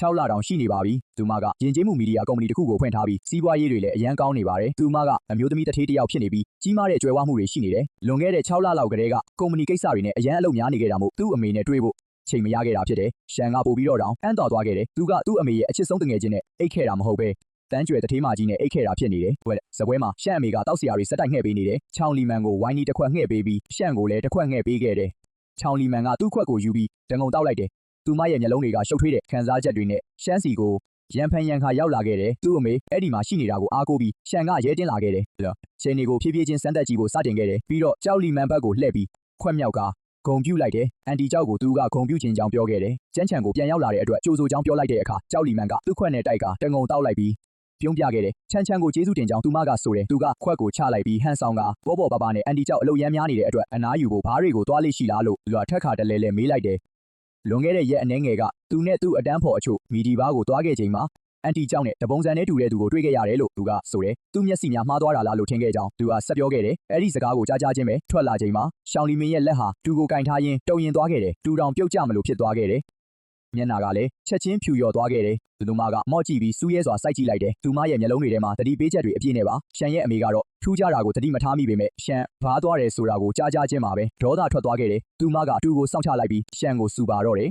။ လင်းရှန်ဒီလိုနေရာမျိုးတွေကိုထပ်သွားပြန်ပြီလားဆိုပြီးဘယ်နှခါပြောရမလဲလို့မေးခဲ့တယ်ဘာတွေဆိုတာမကောင်းတဲ့သူတွေအပြစ်ရှိတဲ့နေရာမို့သူ့လိုတက္ကသိုလ်ကျောင်းသားနဲ့မတင်တော်ဘူးလို့ဆိုတယ်ရီးစားနဲ့ပြတ်သွားလို့ပဲအရွယ်တိုက်နေတာလားလို့ဆက်ပြောတော့ပြန်လဲအမြန်မဲရေပြီးလွှဲလိုက်ရတယ်သူ့ကိုချော့မော့လိုက်တယ်အလီကသူ့အမေကိုသူမှားသွားကြောင်းနဲ့တန်းဖော်တွေနဲ့အဲ့ဒီတခါပဲသွားတာဖြစ်ပြီးနောက်ထပ်မရှိစေရဘူးလို့ပြောတယ်ဒါအပြင်သူ့အမြင်မှားသွားတာဖြစ်ပြီးအဲ့ဒီလူရဲ့ကြောပြင်ကချောင်းအန်တီနဲ့တူနေတာသာဖြစ်ပြီးတကယ်တော့သူမှမဟုတ်ကြောင်းရှင်းပြတယ်အဲ့ဒီတော့မှချောင်းလီမင်ကတက်ပြင်းချနိုင်သွားပြီးလန်အမားကိစ္စမရှိကြောင်းနဲ့သူလဲရွေရောက်နေပြီမို့အပြင်ထွက်ပြီးအပန်းဖြေတာကတာမန်ကိစ္စသာဖြစ်ကြောင်းဝင်ပြောတယ်သူမကိုယ်တိုင်လည်းဘားကိုတိတ်မသွားဖြစ်ပဲဖောက်တယ်တွေနဲ့ဆက်ဆံရေးအတွက်တခါတလေမှသာသွားတာဖြစ်ကြောင်းနဲ့ချန်ရှန်အမြင်မှားတာတေချာကြောင်းပြောတယ်အဲ့ဒီလိုပြောပြီးနောက်သူမကသူ့ကိုမျက်စောင်းတစ်ချက်ထိုးလိုက်ပြန်ပြီးအဲ့ဒီအကြီးကတကယ်ကိုအရှင်လက်လက်ဝါးစားတော့မယ်အတိုင်းပါပဲသူကတော့တိတ်တိတ်လေးကျဉ်နေနေခဲ့ပြီးခေါင်းငုံကထမင်းတွေကိုပါဇက်ထဲတွတ်သွင်းနေရင်နှက်ခမ်းတောင်တွေကွေးတက်သွားတာကိုမတားဆီးနိုင်ခဲ့ပါဘူးသူကတော့ဒီထမင်းစပွဲမှာစိုးရိမ်ပူပန်နေပေမဲ့တကယ်ကိုရင်ခုန်စရာကောင်းနေခဲ့ပါတယ်တစ်ချိန်လုံးသူမကိုစားနောင်နေခဲ့ပြီးတခါတရံမှာနောက်တစ်ဝက်တီတဝက်စကားတွေပြောဆိုနေခဲ့ပါတယ်ရှောင်းလီမင်တယောက်အထိတ်တလန့်နဲ့ဒေါသထွက်နေပေမဲ့ပြန်မပြောရဲတာကိုမြင်ရတဲ့အခါလူကတော့အယမ်းကိုရည်ကျင်နေခဲ့ပါတယ်တစ်ချိန်တည်းမှာပဲရှောင်းလီမင်ကတစ်ချိန်လုံးတည်ငြိမ်အောင်ဟန်ဆောင်နေခဲ့ရပြီးသူ့အမေနဲ့စကားပြောနေရင်မျက်လုံးနဲ့သတိပေးနေခဲ့ပါတယ်ထမင်းစားပြီးသွားတဲ့အချိန်မှာသူမကထမင်းနည်းနည်းလောက်ပဲစားရသေးပေမဲ့အရေးတွေကိုတော့ဝိုင်းတော်တော်များများတောက်ထားတဲ့အတွက်သူမရဲ့ပါးလေးတွေကပန်းရောင်တန်းနေပြီးသူမကိုကြည့်ရတာသူ့ရင်ထဲမှာရားကြီးကြီးဖြစ်လာခဲ့တယ်နောက်ဆုံးတော့သူတို့စားတော့လို့ပြီးသွားပြီးသူ့မေမေကပကံတွေတင်းစီးခဲ့တယ်ရှောင်းလီမင်ကမတ်တက်ထွက်ပြီးအိမ်ပြန်တော့မယ်လို့ဆိုတော့သူ့မေမေကအမြန်တားလိုက်တယ်ခုလေးတင်တောက်ထားတာဆိုတော့ကားမောင်းလို့မရနိုင်ကြောင်းနဲ့တတိုက်ဆိုင်ဆိုင်ချမ်းလဲရင်မောင်းလိုက်စဉ်ရက်ထားတာဆိုတော့သူ့ကိုပဲကားမောင်းပို့ခိုင်းလိုက်မယ်လို့မေမေကဆိုတယ်ချမ်းမြင်လှုပ်ပြီးအန်တီကိုအိမ်ပြန်ပို့ပေးလိုက်အောင်လို့မေမေကဆက်ပြောတယ်သူမဘေးကင်းကင်းနဲ့ရောက်သွားတာတေချာမှပြန်လာခဲ့ဖို့မှာတယ်သူ့ရင်ထဲမှာချက်ချင်းပဲဝမ်းသာလုံးစွတ်သွားခဲ့တယ်သူလည်းအမြန်ခေါင်းငိမ့်ပြပြီးစိတ်ချဖို့နဲ့တာဝန်ကျေစေရမယ်လို့ပြန်ပြောခဲ့တယ်ရှောင်းလီမင်ကညင်းဖို့ပါဇက်ဟလိုက်ပေမဲ့သူ့မေမေကခွင့်ရေးလုံးဝမပေးပဲသူမကိုတကားစီတွန်းပို့ကဆုံးဖြတ်ပြီးပြီဖြစ်ကြောင်းသူမတယောက်တည်းပြန်ရင်စိတ်မချတဲ့အတွက်ချန်ကိုလိုက်ပို့ခိုင်းဖို့ပြောလိုက်သည်ဒီလိုလိုက်ပို့ရင်းနဲ့သူမစီကနေအများကြီးတင်ယူလို့ရကြောင်းနဲ့သူမကငငယ်ရွယ်ရွယ်နဲ့တထေးကြီးဖြစ်နေပြီမို့အတူယူတင်ကြောင်းပြောခဲ့သည်ရှောင်းလီမန်မှာရွေးချယ်စရာမရှိပဲသဘောတူလိုက်ရသည်သူလဲကားတော့ကိုယူကာရှောင်းလီမန်နောက်ကနေကက်လျက်လိုက်သွားခဲ့သည်သူတို့နှစ်ယောက်အောက်ထပ်ကိုဆင်းပြီးကားပါကင်စီတို့ဦးတည်သွားကြသည်လမ်းတစ်လျှောက်လုံးဘသူမှစကားတခွန်းမဟကြပေတိတ်ဆိတ်မှုကကြောက်စရာကောင်းလောက်အောင်ပင်သူတို့ရဲ့ခြေတံတွေသာပဲ့တင်ထက်နေခဲ့သည်လူသူကင်းမဲ့နေတဲ့ကားပါကင်ကိုရောက်သွားခဲ့တယ်အဖြူရောင်ပေါ်ရှိကားတစ်စီးနာရောက်တဲ့အခါပါနာမဲယာကားနာမှာရှောင်းလီမန်ကရက်လိုက်ပြီးသူမရဲ့ကားတော့ကိုနှိပ်လိုက်တယ်ကားတကားတွေကပွင့်သွားခဲ့တယ်သူမကလှည့်ပြီးတော့လင်းရှန်ကိုကြည့်လာခဲ့တယ်သူမမျက်နှာပေါ်ကယဉ်ကျေးတဲ့အပြုံးကချက်ချင်းပျောက်ကွယ်သွားပြီးအဲ့ဒီနေရာမှာရှက်ရွံ့မှုနဲ့ဒေါသထွက်နေတဲ့အမူအရာတွေအစားထိုးနေရယူလာခဲ့တယ်လူမကအတန်ကိုနှိပ်လိုက်ပြီးတော့သွားကြိတ်ကစကားဆိုလာခဲ့တယ်လင်းရှန်ကိုညစာစားပွဲတုန်းကကိစ္စကဘာသဘောလဲဆိုတာကိုသူမကမေးခွန်းထုတ်ခဲ့တယ်လင်းရှန်ကကားကိုမိကသူမရဲ့ဒေါသထွက်နေတဲ့မျက်နှာလေးကိုကြည့်နေခဲ့တယ်သူကတော့တော်တော်လေးချစ်ဖို့ကောင်းတယ်လို့ခံစားလိုက်ရတယ်ပြီးတော့ကောက်ကျစ်တဲ့အပြုံးမျိုးပြုံးပြကသူကဘာရည်ရွယ်ချက်မှမရှိကြောင်းနဲ့အန်တီရှောင်းကိုနှုတ်ဆက်ချင်ရုံပါလို့သူကပြောပြီးအဲ့ဒီညကကောင်းကောင်းအိပ်ပျော်ရဲ့လားလို့သူကမေးတော့သူမကပါဇက်ပိတ်ထားဖို့ပြောလိုက်တယ်ရှောင်းလီမန်ဟာချက်ချင်းပဲဒေါသထွက်သွားခဲ့တယ်။သူမကသူ့ပါဇက်ကိုလှမ်းပိတ်ဖို့လုပ်ပေမဲ့သူကလူမရဲ့လက်ကောက်ဝတ်ကိုတင်းကျပ်စွာစုပ်ကင်ထားလိုက်တယ်။သူမရဲ့လက်ကအလွန်နူးညံ့ချောမွေ့ပြီးအဝက်ပိုးသားလေးလိုပါပဲ။သူကင်ထားရတဲ့ခံစားချက်ကသူမရဲ့လက်ကောက်ဝတ်ကိုမြဲမြံစွာစုပ်ကင်ထားပြီးသူမရဲ့သွေးခုန်တုံးကိုရှင်းလင်းစွာခံစားလိုက်ရတယ်။သူ့ရင်တွေအနှဲငယ်ခုန်သွားပြီးတက်လန်းတိုးမသွားပဲမနေနိုင်အောင်ဖြစ်ခဲ့ရကသူမနဲ့နီးကပ်စွာကက်လျက်ရှိနေတယ်။မြေအောက်ကားပါကင်ကမီးရောင်တွေဟာအလွန်မှိမ့်မိန်နေတဲ့အရေးပေါ်ထွက်ပေါက်ဆိုင်းဘုတ်တွေကသာအလင်းရောင်ဖြော့ဖြော့လေးပေးနေပြီးသူမရဲ့မျက်နှာကိုလင်းထိန်စေတယ်။သူမရဲ့မျက်တောင်တွေကအလွန်ရှည်လျားတယ်။ပြုံအနှဲငယ်တုံရင်နေပြီးသူမဘားပြင်တွေကနှီးမြန်းလာကအသက်ရှူနှုံးကပါ။ပါတော်လက်တွေရှောင်းတယ်လိုက်တောက်ကလာတိုင်လောင်။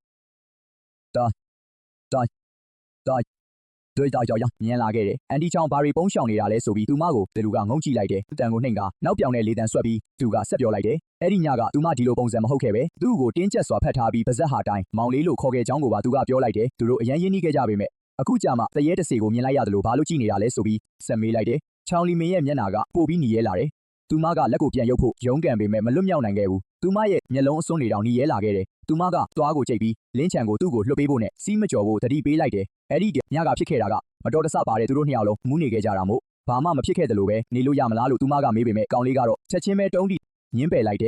်ပြီးတော့သူမမျက်လုံးတွေကိုစိုက်ကြည့်ရင်သူ့အတွက်ကတော့မတော်တဆမဟုတ်တဲ့အကြောင်းနဲ့ချောင်းလီမင်ကသူ့မေရဲ့အချစ်ဆုံးတငယ်ချင်းပဲဖြစ်ဖြစ်အန်တီလို့ခေါ်ရမယ့်သူပဲဖြစ်ဖြစ်ဂယုမဆိုင်ဘူးလို့ညကဖြစ်ခဲ့တဲ့ကိစ္စအတွက်တာဝန်ယူမယ်လို့အလေးနဲ့ပြောလိုက်တယ်အဲ့ဒီအခါချောင်းလီမင်ကအံ့အားသင့်စွာနဲ့သူ့ကိုကြည့်နေခဲ့ပြီးသူမမျက်ဝန်းတွေထဲမှာအံ့ဩသွားတဲ့အရိပ်အယောင်တွေဖြတ်ပြေးသွားတယ်ကောင်လေးစီကနေအခုလိုစကားမျိုးကြားရမယ်လို့သူမထင်မထားခဲ့တာသိကြတယ်ပြီးတော့ကောင်လေးကသူမလက်ကိုလှုပ်ပေးလိုက်ပြီးကားမောင်းသူဘက်တကားကိုဖွင့်လိုက်ပြီးသူမကိုမျက်ခုံးပင့်ပြလိုက်သည်အန်ဒီကိုအိမ်ပြန်ပို့ပေးဖို့သူ့အမေကမှားလိုက်ကြောင်းသူမကိုစိတ်မပူစေချင်ကြောင်းပြောပြီးကားပေါ်တက်ခိုင်းလိုက်သည်ဘာပဲဖြစ်ဖြစ်ကားထဲရောက်မှဆက်ပြောလို့ရကြောင်းသူကပြောသည်ချောင်းလီမင်ကနေရာမှာတင်ရက်နေပြီးသူ့ကိုအချိန်ကြာကြီးစိုက်ကြည့်နေခဲ့သည်နောက်ဆုံးတော့သူမနှုတ်ခမ်းကိုကိုက်ပြီးရှောက်လာကခီးတဲ့ခုံမှာဝင်ထိုင်လိုက်သည်သူလဲကားဆက်နိုးပြီးကားပါကင်ထဲကနေမောင်းထွက်လာကမြစ်ရှိရာဘက်စီဦးတီသွားလိုက်သည်ကျန်းချန်က မြစ်အလှကိုအကောင်းဆုံးခံစားရတဲ့အဆင့်မြင့်လူနေအိမ်ယာတွေကအဲ့ဒီဘက်မှာရှိတာကိုသူသိထားသည်အမျိုးသမီး CEO ချောင်းလီမင်လိုအဆင့်တန်းမျိုးနဲ့သူကတော့အဲ့ဒီနေမြေမှာနေတာသိကြတယ်ကားတွေကလေတုကတိတ်ဆိတ်နေပြီးအဲကွန်းလေးမှုတ်တန်ကိုသာကြားနေရတယ်ကျောက်လီမင်ကခရီးသည်ထိုင်ကုန်ကိုမှီပြီးပဒင်းပေါက်အပြင်ကိုကြည့်နေခဲ့တယ်သူမရဲ့ဘေးတိုက်မျက်နှာလေးကအရန်နူးညံ့နေပေမဲ့သူမစိတ်ထဲမှာရှုပ်ထွေးနေတာကတော့တိတာလှတယ်တော်ကြအောင်ကားမောင်းလာပြီးနောက်သူမကစတင်ပြီးတိတ်ဆိတ်မှုကိုချိုးဖျက်ခဲ့တယ်သူမအတန်ကအရန်ကိုနူးညံ့နေပြီးလင်းချန်ကိုအဲ့ဒီညကကိစ္စနဲ့ပတ်သက်ပြီးထပ်မပြောဖို့မျှော်လင့်ကြောင်းနဲ့အထူးသဖြင့်သူ့အမေကိုမပြောပြဖို့မှာကြားခဲ့တယ်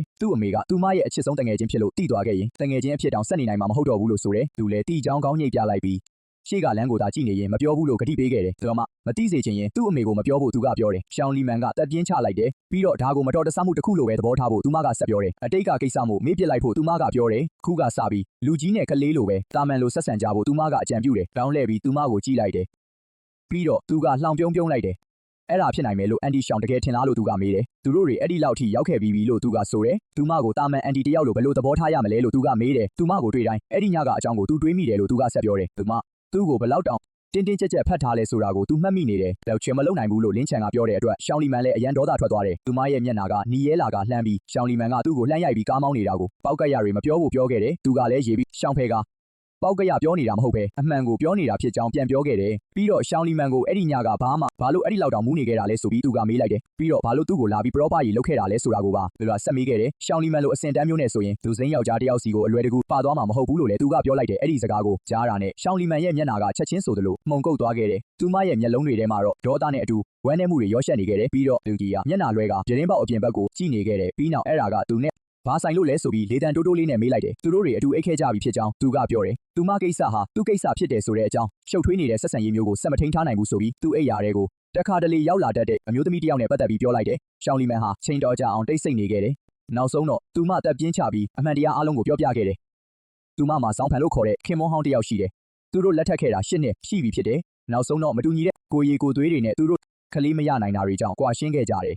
ကွာရှင်းတဲ့အခါရှောင်းလီမန်ကသူ့ကိုတန်း30ပေးခဲ့တယ်သူမကသူ့အတွက်မှန်ကန်တဲ့အလုပ်ကိုလုပ်ပေးခဲ့တယ်လို့ယူဆခဲ့တယ်ဒါပေမဲ့မထင်မှတ်ပဲပတ်စံရပြီးနောက်ဇောင်းဖန်ဟာတီတီငိမ့်ငိမ့်နဲ့ကောင်းကောင်းမွန်မွန်မနေခဲ့ဘူးသူကနေတိုင်းလောင်းကစားလုပ်ခဲ့တယ်2နှစ်တောင်မပြည့်ခင်မှာပဲသူက10တန်းလုံးကိုဖြုံးတီးပစ်ခဲ့တယ်ကာစီနိုကိုတောင်တန်းနဲ့ချီပြီးလောင်းကစားကျွေးတင်နေသေးတယ်ဒီတစ်ချိန်ရှောင်းလီမန်ကျန်းချန်ကိုပြန်လာတဲ့အခါကြောက်ဖုံးကတီးသွားပြီးသူမကိုစတင်နှောက်ယှက်ခဲ့တယ်နေတိုင်းပဲသူမနဲ့ပြန်ပေါင်းချင်နေခဲ့တယ်ပွင့်လင်းပြောရရင်သူမစီကပတ်စံညစ်ချင်နေတာပါလွန်ခဲ့တဲ့ညအနေငယ်ကကြောက်ဖုံးကသူမကိုမီဒီဘာမှာတွေ့ဖို့ချိန်ခဲ့တယ်သူတေချာစကားပြောချင်တယ်လို့အကြောင်းပြခဲ့တယ်ဒါပေမဲ့သူမရောက်ချင်းမှာပဲကြောက်ဖုံးကသူမရဲ့ဝိုင်းခွက်ထဲကိုဆေးခတ်ခဲ့တယ်သူမကတငုံတောက်လိုက်တာနဲ့အခန်းကြီးလဲထွက်သွားတယ်လို့ခံစားလိုက်ရတယ်ခန္ဓာကိုယ်တစ်ခုလုံးပူထူလာပြီးအသိစိတ်တွေဝေဝါးလာခဲ့တယ်သူမကတခုခုမှားယွင်းနေပြီဆိုတာသိလိုက်လို့ကြောက်ဖုံးအာယုံလွဲနေတဲ့အချိန်ကိုအခွင့်ကောင်းယူပြီးအမြန်ထွက်ပြေးလာခဲ့တယ်အဲ့ဒီရလက်အနေနဲ့ရိုင်နဲ့သွားနေရင်းကနေသူမကသူ့ရင်ခွင်ထဲကိုတန်းမတ်ဝင်တိုက်မိသွားခဲ့တယ်အဲ့ဒီနောက်ဖြစ်ပျက်သွားခဲ့တာတွေကတော့တဘာဝကြပဲဖြစ်သွားခဲ့တယ်ဇလန်းကိုကြားပြီးတဲ့နောက်မှာတော့လူအရန်ဒေါသထွက်သွားပြီးစတီယာရင်ကိုတောင်ချိုးဖြက်မိမတက်ဖြစ်သွားခဲ့တယ်။သွားကြိတ်ပြီးတော့အဲ့ဒီရုပ်မာတဲ့ကောင်လို့သူချိန်ဆဲလိုက်တယ်။သူကတကယ်ကိုပဲစိတ်ခက်ရဲတာယောက်ျားရောပြီးသားရဲ့လားလို့သူကပြောလိုက်တယ်။ရှောင်းလီမွန်ကသူ့ရဲ့ဒေါသထွက်နေတဲ့မျက်နှာကိုကြည့်လိုက်တယ်။အမ်းသာသွားတဲ့အရေးအယောင်တစ်ခုကမျက်လုံးတွေထဲမှာပြီးတော့သူမကခါးသီးစွာပြုံးပြပြီးအတိတ်မှာကြံခဲ့ပြီးဖြစ်တယ်လို့ဘာကြီးမားမှလည်းမဖြစ်ခဲ့ဘူးလို့ဆိုတယ်။ဘယ်လိုလုပ်ဘာမှမဖြစ်ရမှာလဲဆိုပြီး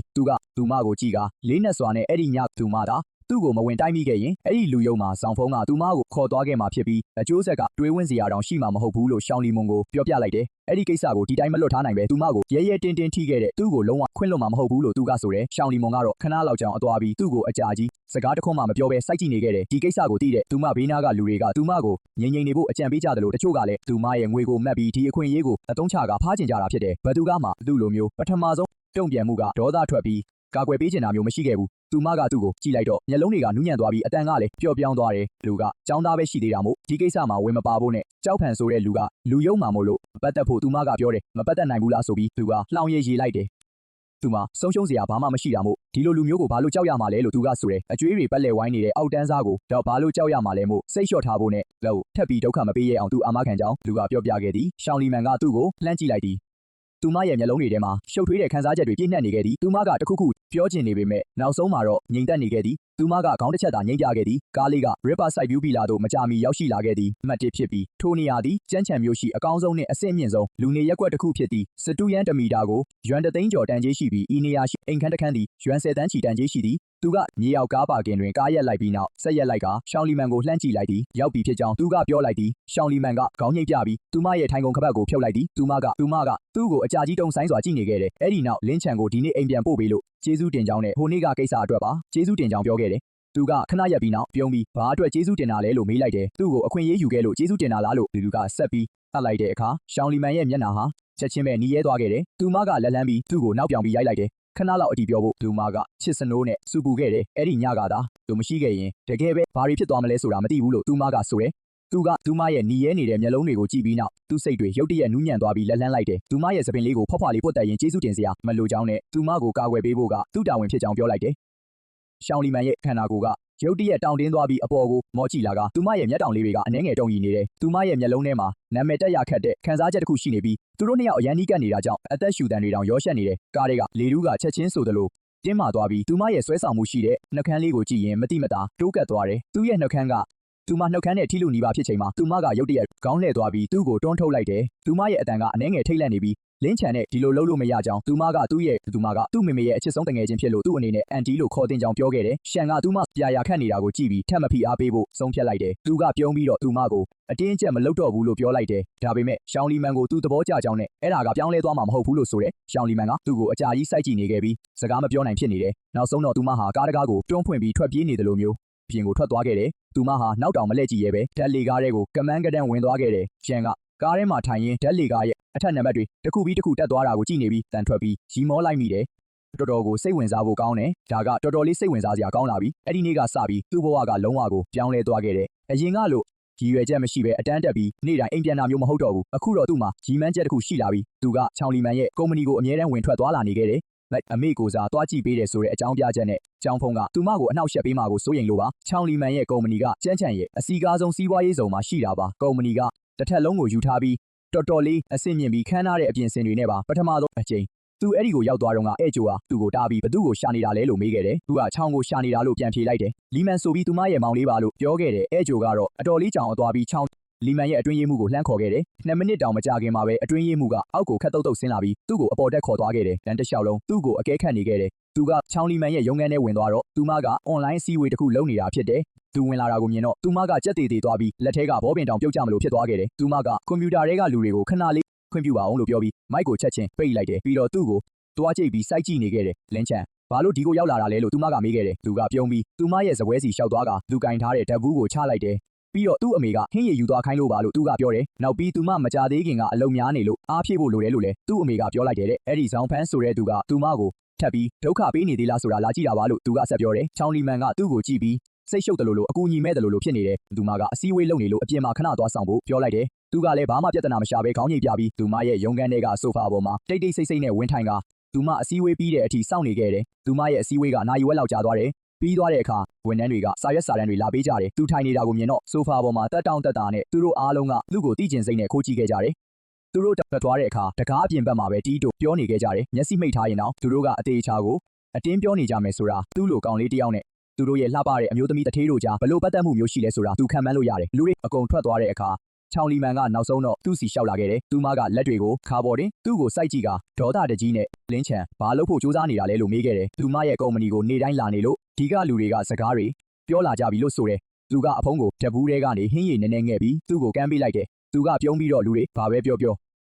ာသူကတော့ဟင်းရည်လာပို့ပေးတာပဲဖြစ်ကြောင်းပြောလိုက်တယ်သူတို့ကမကောင်းတာလုပ်နေတာမှမဟုတ်တာတောက်လိုက်ပါအောင်လို့ဆိုတယ်သူ့ရဲ့အမေကိုယ်တိုင်ချက်ထားတာဖြစ်ပြီးတော့အေးသွားရင်အရသာမရှိတော့ဘူးလို့ပြောတယ်ရှောင်းလီမန်ကသူ့ပေးတဲ့ဟင်းရည်ပကံကိုကြည့်ပြီးအတော်ကြာအောင်တုံဆိုင်နေခဲ့တယ်နောက်ဆုံးမှာတော့သူကလန့်ယူလိုက်ပြီးတော့နည်းနည်းချင်းစီဖြည်းဖြည်းချင်းတောက်နေခဲ့တယ်ဟင်းရည်တောက်နေတဲ့သူ့ပုံစံကအရန်ကိုနူးညံ့နေတယ်သူ့ရဲ့ရှည်လျားပြီးညွတ်နေတဲ့မျက်တောင်လေးတွေကအရေးကျနေပြီးသူ့မျက်လုံးတွေကခံစားချက်တွေကိုဖုံးကွယ်ထားတယ်သူကသူ့မျက်နှာချင်းဆိုင်မှာထိုင်ပြီးတော့အဲ့ဒီလိုမျိုးလေးကြည့်နေခဲ့တယ်သူပိုကြည့်လေဒီအမျိုးသမီးကတကယ့်ကိုဆွဲဆောင်မှုရှိတယ်လို့သူခံစားခဲ့ရတယ်အဲ့ဒီနေ့ကစပြီးသူကသူမရဲ့ကုမ္ပဏီမှာပဲအချိန်ကုန်လေးရှိတယ်ဒီနေ့ဆိုရင်သူ့မိချက်တဲ့ဟင်းတွေယူသွားပေးတယ်မနှက်ဖြန်ဆိုရင်တစ်သီးတွေယူသွားပေးတယ်နောက်တစ်နေ့ဆိုရင်ပန်းစည်းလေးယူသွားပေးတယ်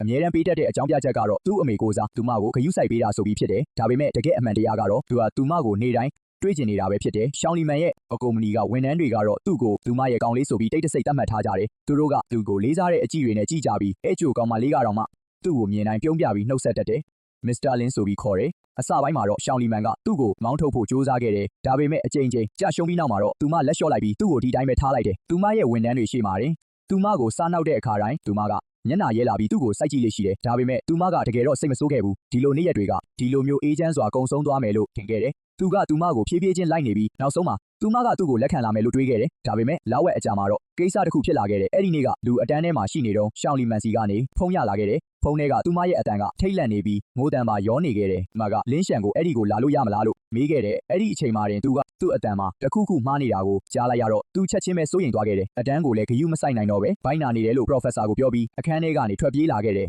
။ဘာဖြစ်လို့လဲဆိုပြီးပြေးရင်းနဲ့သူမေးလိုက်တယ်။အဲ့ဒီကောင်ကြောက်ဖန်ပြဿနာလာရှာပြန်ပြီလားတဲ့။ဘယ်မှာလဲလို့လည်းမေးလိုက်တယ်။လာနေပြီဆေးရုံမှာလို့ပြန်ဖြေတယ်။ရှောင်းလီမန်ရဲ့အတန်ကအရန်တိုးနေပြီးနည်းနည်းလဲတုံနေခဲ့တယ်။မျိုးလေကအထွေထွေယောဂါကူဆေးရုံကြီးမှာပါတဲ့လာခဲ့ပါပြောစရာရှိတယ်လို့ဆိုတယ်။သူ့ရင်တွေတတိတ်တိတ်ခုန်သွားခဲ့တယ်။သူမကိုတခုခုအဆိုးရွားဆုံးဖြစ်သွားပြီလို့တွေးပြီးတော့သူအလောတကြီးအငှားကားတစ်စီးကိုတက္ကစီငှားပြီးဆေးရုံကိုအမြန်သွားခဲ့တယ်။သူ့ရင်ထဲမှာလမ်းတစ်လျှောက်လုံးစိုးရိမ်ပူပန်နေခဲ့တယ်။သူ့ရဲ့စိတ်ထဲမှာအဆိုးရွားဆုံးအခြေအနေတွေကိုတွေးပူနေခဲ့တယ်။မိနစ်20ကြာမှသူအမြန်ပြေးသွားခဲ့တယ်။ဗဟိုဆေးရုံကတားဖွားမိရဲ့ဌာနကိုပြေးသွားခဲ့တယ်။အဲ့ဒီမှာရှောင်းလီမန်ကိုစင်းကြံလမ်းမှာတွေ့လိုက်ရတယ်။သူမကခုန်တန်းလျားမှာအဖြူရောင်ဝတ်စုံလေးဝတ်ပြီးထိုင်နေခဲ့တယ်။သူမရဲ့သပင်တွေကနည်းနည်းရှုပ်ပွားနေပြီးလက်ထဲမှာလည်းစက်ကူတရွက်ကိုကြစ်ကြစ်ပါအောင်စုပ်ကင်ထားတယ်။ခေါင်းငိုက်စိုက်ကြနေပြီးသူမရဲ့ပခုံးတွေကလည်းတသိမ့်သိမ့်တုံရီနေခဲ့တယ်။သူမကအရန်ကိုအကူအညီမဲ့နေပုံရတယ်။သူလည်းအမြန်သွားပြီးသူမရှိမှစောင့်ကြောင်ထိုင်ချလိုက်တယ်။ပြီးတော့သူမကိုစိုးရိမ်တကြီးနဲ့ကြည်ကဘာဖြစ်တာလဲလို့အိမ်မြန်ခဲ့တယ်။လူကလီမန်ကိုနေမကောင်းဘူးလားဆိုပြီးမေးခဲ့ပြီးရောင်းဖန်ကသူမကိုလက်ပါခဲ့သလားလို့မေးခဲ့တယ်။သူကအဲ့ဒီကောင်ကိုရှင်းပေးမယ်လို့ပြောခဲ့တယ်။ရှောင်းလီမန်ကသူ့ကိုမောကြည့်လာခဲ့တယ်။သူမရဲ့မျက်လုံးတွေကနီးရဲနေပြီးမျက်ရည်တွေဝဲနေခဲ့တယ်။သူမကသူ့ကိုအချိန်အကြာကြီးစကားတခွန်းမှမပြောဘဲစိုက်ကြည့်နေခဲ့ပြီးနောက်သူမလက်ထဲကတွန့်ကျင်နေတဲ့စက်ကူကိုသူ့စီကမ်းပေးခဲ့တယ်။သူလည်းဇဝေဇဝါနဲ့ယူလိုက်ပြီးငုံကြည့်လိုက်တဲ့အခါအဲ့ဒါက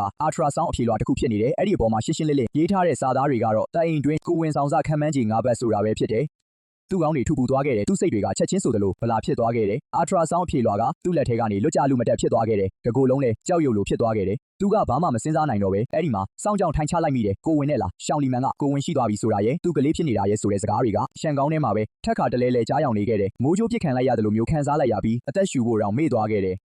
်မိရဲ့တငယ်ချင်းနဲ့သူနဲ့အိတ်ခဲ့ပြီးနောက်အခုတော့သူမကသူ့ကလေးကိုကိုဝင်လွယ်ထားရပြီဖြစ်တယ်မြစ်ကမ်းဘေးနာခဏခဏသွားရင်ဖနက်ဆိုတတ်တယ်ဆိုတဲ့အမေစကားရဲ့အတိတ်ပဲကိုရှန်တယောက်အခုမှပဲသဘောပေါက်သွားခဲ့တယ်သူ့ဖက်နဲ့ဆိုသွားရုံနဲ့မကပဲမြစ်ထဲကိုပါတန်းပြီးတော့ကိုပြုတ်ကျသွားခဲ့တာဖြစ်တယ်ကြောက်ရွံ့လိုထိုင်နေတဲ့သူ့ကိုရှောင်းလီမန်ကကြည့်နေခဲ့တယ်သူမရဲ့မျက်လုံးထဲကမျက်ရည်တွေကလည်းအပြင်ကိုကျလာခဲ့ပြီးအတန်တွေလည်းတုံရင်နေခဲ့တယ်သူမကကိုဝင်ရှိနေပြီဖြစ်ပြီးတော့ကလေးကလင်းရှန်ကလေးဖြစ်တယ်လို့ငိုပြီးပြောပြခဲ့တယ်ဂတိဝင်လာပြီးနီးရဲနေတဲ့သူမရဲ့မျက်ရည်ဝဲနေတဲ့မျက်လုံးတွေကိုကြည့်ရင်သူ့ရင်ထဲစိုးနေသွားတယ်သူစိတ်မကောင်းဖြစ်သွားပေမဲ့လည်းသူ့နှလုံးသားကလုံးဝဒူးညံ့သွားခဲ့တယ်သူလက်လှမ်းပြီးသူမပားပြင်ပေါ်ကမျက်ရည်တွေကိုညင်သာစွာတုပ်ပေးလိုက်တယ်ပြီးတော့သူ့အုံနောက်ကချိုယွင်းသွားတယ်လို့ဖြစ်ပြီးသူ့ရဲ့နောက်ပြောင်တက်တဲ့အကျင့်ကနေရာယူလာခဲ့တယ်သူကတကယ်လားဒါကမကောင်းဘူးလားပထမဆုံးအချိန်နဲ့တင်ကွက်တီဝင်သွားတာပဲလို့လွတ်ခနဲ့ပြောချလိုက်တယ်အသေးအတန်ငိုကြွေးနေတဲ့ချောင်းလီမန်ဟာအဲ့ဒါကိုကြားလိုက်ရချိန်မှာချက်ချင်းပဲအေးခဲသွားခဲ့တယ်သူမကသူ့ကိုစိုက်ကြည့်နေပြီးပါးပြင်ပေါ်မှာမျက်ရည်တွေဆူရွှဲနေစေနဲ့ငိုရမလို့ရေးရမလို့ဖြစ်နေခဲ့တယ်သူမကလှမ်းပြီးသူ့ရဲ့ရိုက်ချလိုက်တယ်သူမကရှိုက်ငိုရင်းနဲ့လင်းချန်ကိုတစ်ချိန်လောက်တော့လေးလေးနက်နက်နေပေးလို့မရဘူးလားသူမယူတော့မယ်လို့အပြစ်တင်ခဲ့တယ်ဒီကိုရောက်လာပြီးနောက်ပြောင်နေသေးတယ်လို့သူမကိုပြောလိုက်ပြီးသူမလက်ကိုအမြန်ဆွဲကင်ကထူပေးလိုက်ပြီးသူမဘေးမှာဝင်ထိုင်လိုက်ပြီးသူကသူမလက်ထဲကအာထရာဆောင်းအဖြေကိုကြည့်လိုက်ပြီးဘယ်လိုခံစားရမှန်းကိုတော့ဖော်ပြလို့မရနိုင်ခဲ့ပါဘူးအဲ့ဒီမှာတုံ့လှုပ်ခြင်းနဲ့ထိတ်လန့်ခြင်းတွေရှိပေမဲ့အဲ့ဒီပို့ပြီးတော့ဖော်ပြမရနိုင်တဲ့ဝမ်းသာမှုနဲ့အရင်ကမခံစားဘူးတဲ့တာဝန်ယူမှုစိတ်တို့လည်းရှိနေခဲ့သည်သူကအသက်22နှစ်သာရှိသေးတဲ့ကောလိပ်ကျောင်းသားတစ်ယောက်ဖြစ်ပေမဲ့ဖခင်တစ်ယောက်ဖြစ်လာတော့မှာပါပြီးတော့ကလေးအမေကသူ့မေမေရဲ့အချစ်ဆုံးတငယ်ချင်းဖြစ်ပြီးသူ့ထက်10နှစ်ပိုကြီးပါတယ်ဒီသတင်းသာပြင်ပကိုထွက်သွားရင်လူတွေအံ့တကုန်ကြမှာတေးကြသည်ဒါပေမဲ့လူကနည်းနည်းမှမကြောက်ခဲ့ပါဘူးတကယ်တော့နည်းနည်းတောင်စိတ်လှုပ်ရှားနေခဲ့သေးသည်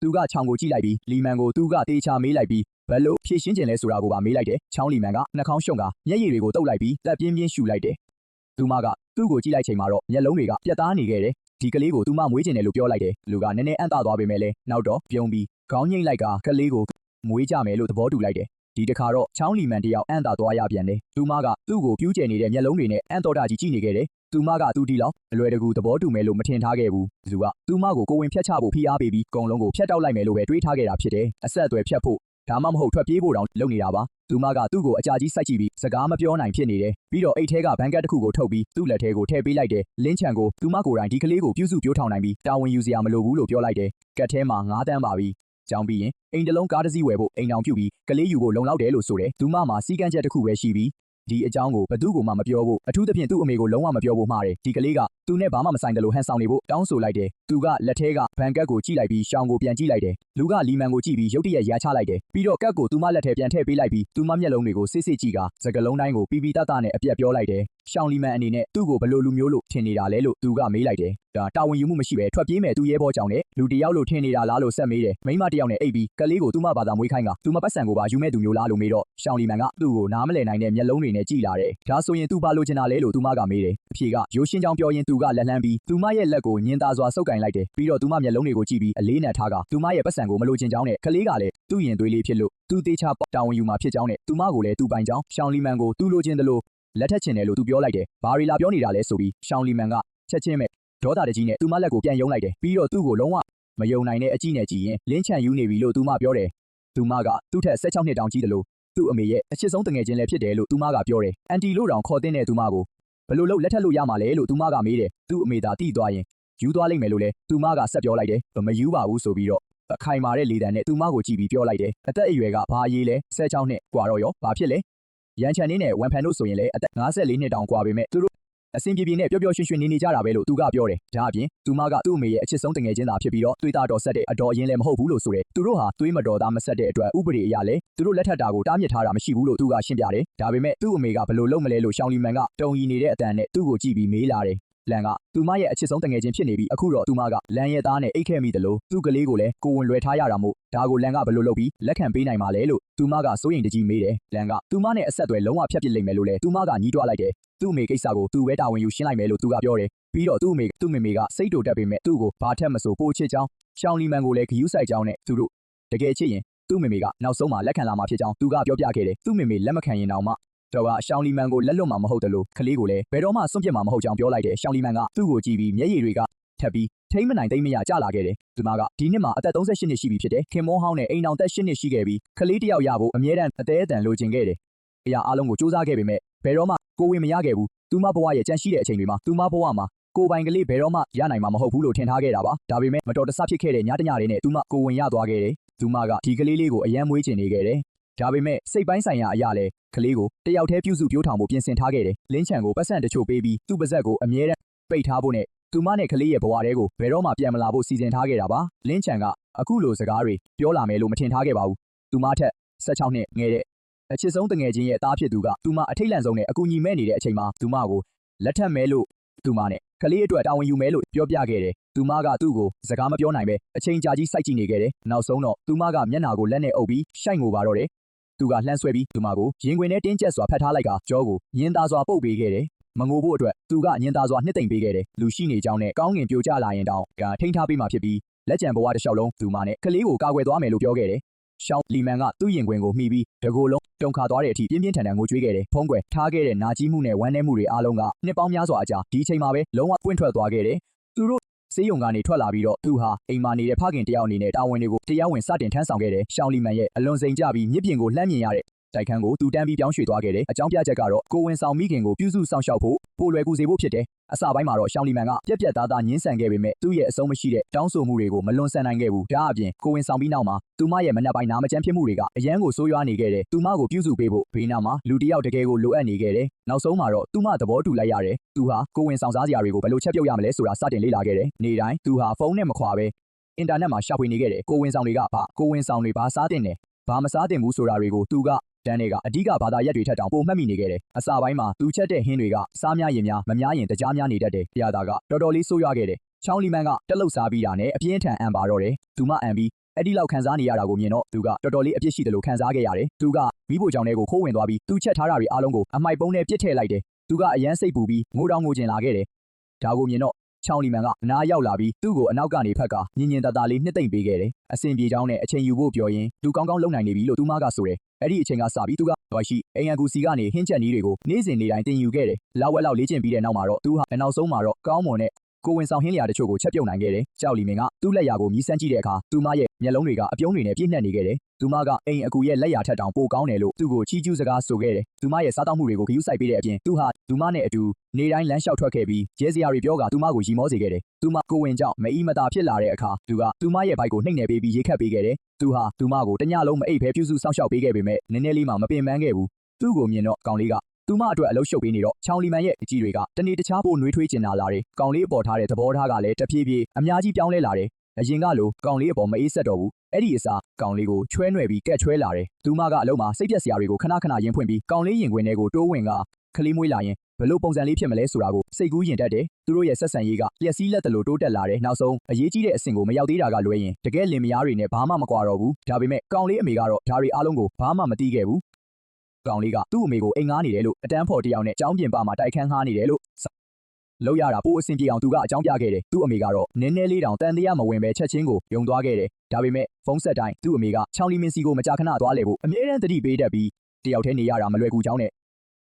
ဒါအန်တီကိုတေးသေးချာချာဂယူးဆိုင်ပေးဖို့သူ့ကိုမှားခဲ့တယ်အဲ့ဒီအခါတိုင်းသူကပြုံးပြီးခေါင်းငိတ်ပြခဲ့ပေမဲ့စိတ်ထဲမှာတော့တိတ်တိတ်လေးရည်နေခဲ့တယ်သူ့အမေရဲ့အချစ်ဆုံးတငယ်ချင်းကိုတေချာပေါက်အောင်းဆုံးဂယူးဆိုင်ပေးမှဖြစ်လို့မပူဖို့နဲ့သူ့အမေအတွက်မြေးတယောက်တောင်စီစဉ်ပေးပြီးပြီလို့သူကတွေးနေခဲ့တယ်ချိန်တွေကမြန်မြန်ဆန်ဆန်ကုံဆုံးသွားခဲ့တယ်မျက်စိတမိတ်အတွင်းမှာပဲချောင်းလီမင်းဟာကိုဝင်3လနီးပါးရှိနေပါပြီသူမရဲ့ဘိုက်ကနည်းနည်းလေးဆူထွက်လာခဲ့တယ်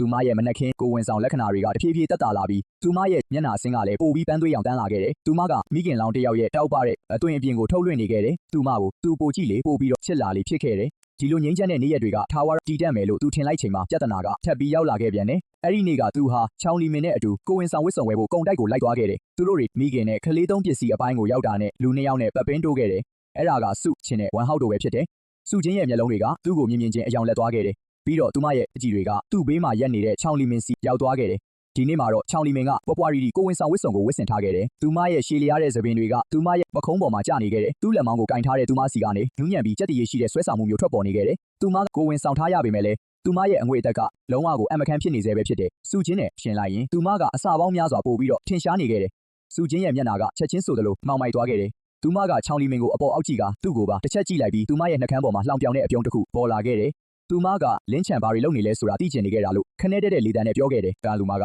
သူ့ကိုဖျက်လိုက်ပြီးနောက်မှာတော့ဘာလို့များမဝမ်းနဲ့ရတာလဲဆိုတာခုမှပဲသိရတော့တယ်။သူကသူ့ကိုမွေးစားထားမဲ့အမျိုးသမီးတစ်ယောက်ရှာတွေ့သွားတာပဲဖြစ်တယ်။သူမကတော့သူဟာမိမစကန်နာကတ်စားမဲ့သူမျိုးလိုမထင်ခဲ့မိဘူးလို့လှောင်လိုက်တယ်။ဝမ်ဟောင်ကလည်းရှေ့တိုးလာပြီးစုချင်းရဲ့ခါကိုတင်းကျပ်စွာဖတ်ထားလိုက်တယ်။လူကသူ့ကိုအထင်သေးတဲ့အကြည့်တွေနဲ့ကြည့်လာတယ်ပြီးတော့ကလေးလေးလူငယ်လေးတစ်ယောက်အနေနဲ့အဲ့လိုနေရတာကောင်းရဲ့လားလို့မေးလာတယ်လိုအပ်ရင်သူ့အနေနဲ့ပိုချမ်းသာတဲ့သူတွေမိတ်ဆက်ပေးမယ်လို့ပါအာမခံလိုက်သေးတယ်ဒီအဖွားကြီးထက်ပိုချမ်းသာမှတေးကြတယ်လို့ပြောလိုက်တဲ့အချိန်မှာပဲချောင်းလီမင်ရဲ့မျက်နှာကအေးဆက်သွားခဲ့တယ်အစားကတော့သူတို့နဲ့စကားအနှဲငယ်အခြေတင်ပြောဖို့စဉ်းစားထားပေမဲ့သူတို့တွေချောင်းလီမင်ကိုစော်ကားရဲပြီးအဖွားကြီးလို့ခေါ်ရဲတဲ့အတွက်သူ့ဒေါသတွေချက်ချင်းပောက်ကွဲသွားခဲ့တယ်သူ့လက်သီးတွေကိုအယိုးတွေမြည်တဲ့အထိစုပ်ထားကပြေးသွားပြီးသူတို့ကိုပညာပေးဖို့အသင့်ဖြစ်နေခဲ့တယ်မထင်မှတ်ဘဲချောင်းလီမင်ကသူ့ကိုအရင်တားလိုက်တယ်သူမကရှေ့ကိုတလန်တိုးပြီးသူ့ကိုကွဲထားပေးလိုက်တယ်သူမရဲ့တကိုယ်လုံးကနေချက်ချင်းပဲအမျိုးသမီး CEO တယောက်ရဲ့အရှိန်အဝါတွေထွက်ပေါ်လာခဲ့တယ်။သူမရဲ့ကြီးစားအပေါ်သူမပတ်စံသုံးတာကသူတို့နဲ့ဘာဆိုင်လို့လဲလို့ချောင်းလီမင်ကအေးဆက်ဆက်လေးတန်းနဲ့အတန်ကြဲကြဲပြောစရာမလိုပဲလွှမ်းမိုးနိုင်တဲ့အရှိန်အဝါနဲ့ပြောလိုက်တယ်။ပြီးတော့သူမကသူ့ကြီးစားကိုပြစ်သွားတဲ့ကြီးစားဟောင်းပဲစုချင်းကတော့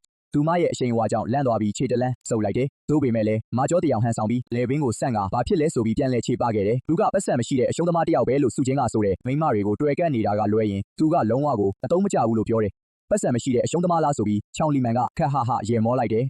ယ်သူမကစုချင်းကိုခေါင်းအစခြေဆုံးအကဲခတ်ကြည့်လိုက်တယ်။သူမရဲ့မျက်လုံးတွေကအထင်သေးမှုတွေပြည့်နှက်နေခဲ့တယ်။သူမရဲ့ချမ်းချမ်းကငယ်ရွယ်ပြီးအရေးချင်းရှိတယ်လို့သူမကဆိုတယ်။သူ့မှာကောင်းမွန်တဲ့ဇယိုက်လက္ခဏာနဲ့ခိုင်မာတဲ့တာဝန်ယူမှုရှိတယ်လို့ဆိုတယ်။စုချင်းဘေးကမိသားစုကိုပဲအားကိုးတတ်တဲ့အချောအလှလေးနဲ့ရှင်ရင်သူကအစတစ်ထောင်ပိုကောင်းတယ်လို့ချောင်းလီမန်ကပြောတယ်။သူမကသူ့ကိုဆင်းရဲတယ်လို့ခေါ်တာလားဆိုပြီးချောင်းလီမန်ကသူမရဲ့လက်ကိုဝှေ့ရမ်းရင်းမေးလိုက်တယ်။ရှော့ပင်းမောတစ်ခုလုံးကိုလက်ညှိုးထိုးပြပြီးဒီမောကသူမကုမ္ပဏီရဲ့မဟာဗျူဟာမြောက်မိတ်ဖက်ပရောဂျက်ဖြစ်တယ်လို့အေးဆက်ဆက်ပြောလိုက်တယ်။တတိယထက်ကမိခင်နဲ့ကလေးစင်တာတစ်ခုလုံးကိုသူမကရန်ပုံငွေထောက်ပံ့ထားတာဖြစ်ပြီးကုမ္ပဏီရဲ့တန်ဖိုးကယွမ်ဘီလီယံ10ရှိကြောင်းပြောပြခဲ့တယ်။စုချင်းဘေးကကောင်လေးရဲ့မိသားစုကုမ္ပဏီပိုင်ဆိုင်မှုအားလုံးပေါင်းရင်တော့သူမရဲ့အစွန်းထွက်လောက်တောင်မရှိတာမို့လို့သူမရဲ့ကောင်လေးကိုဆင်းရဲတယ်လို့ပြောခွင့်မရှိဘူးလို့ဆိုတယ်။သူမပြောပြီးတာနဲ့ချက်ချင်းပဲ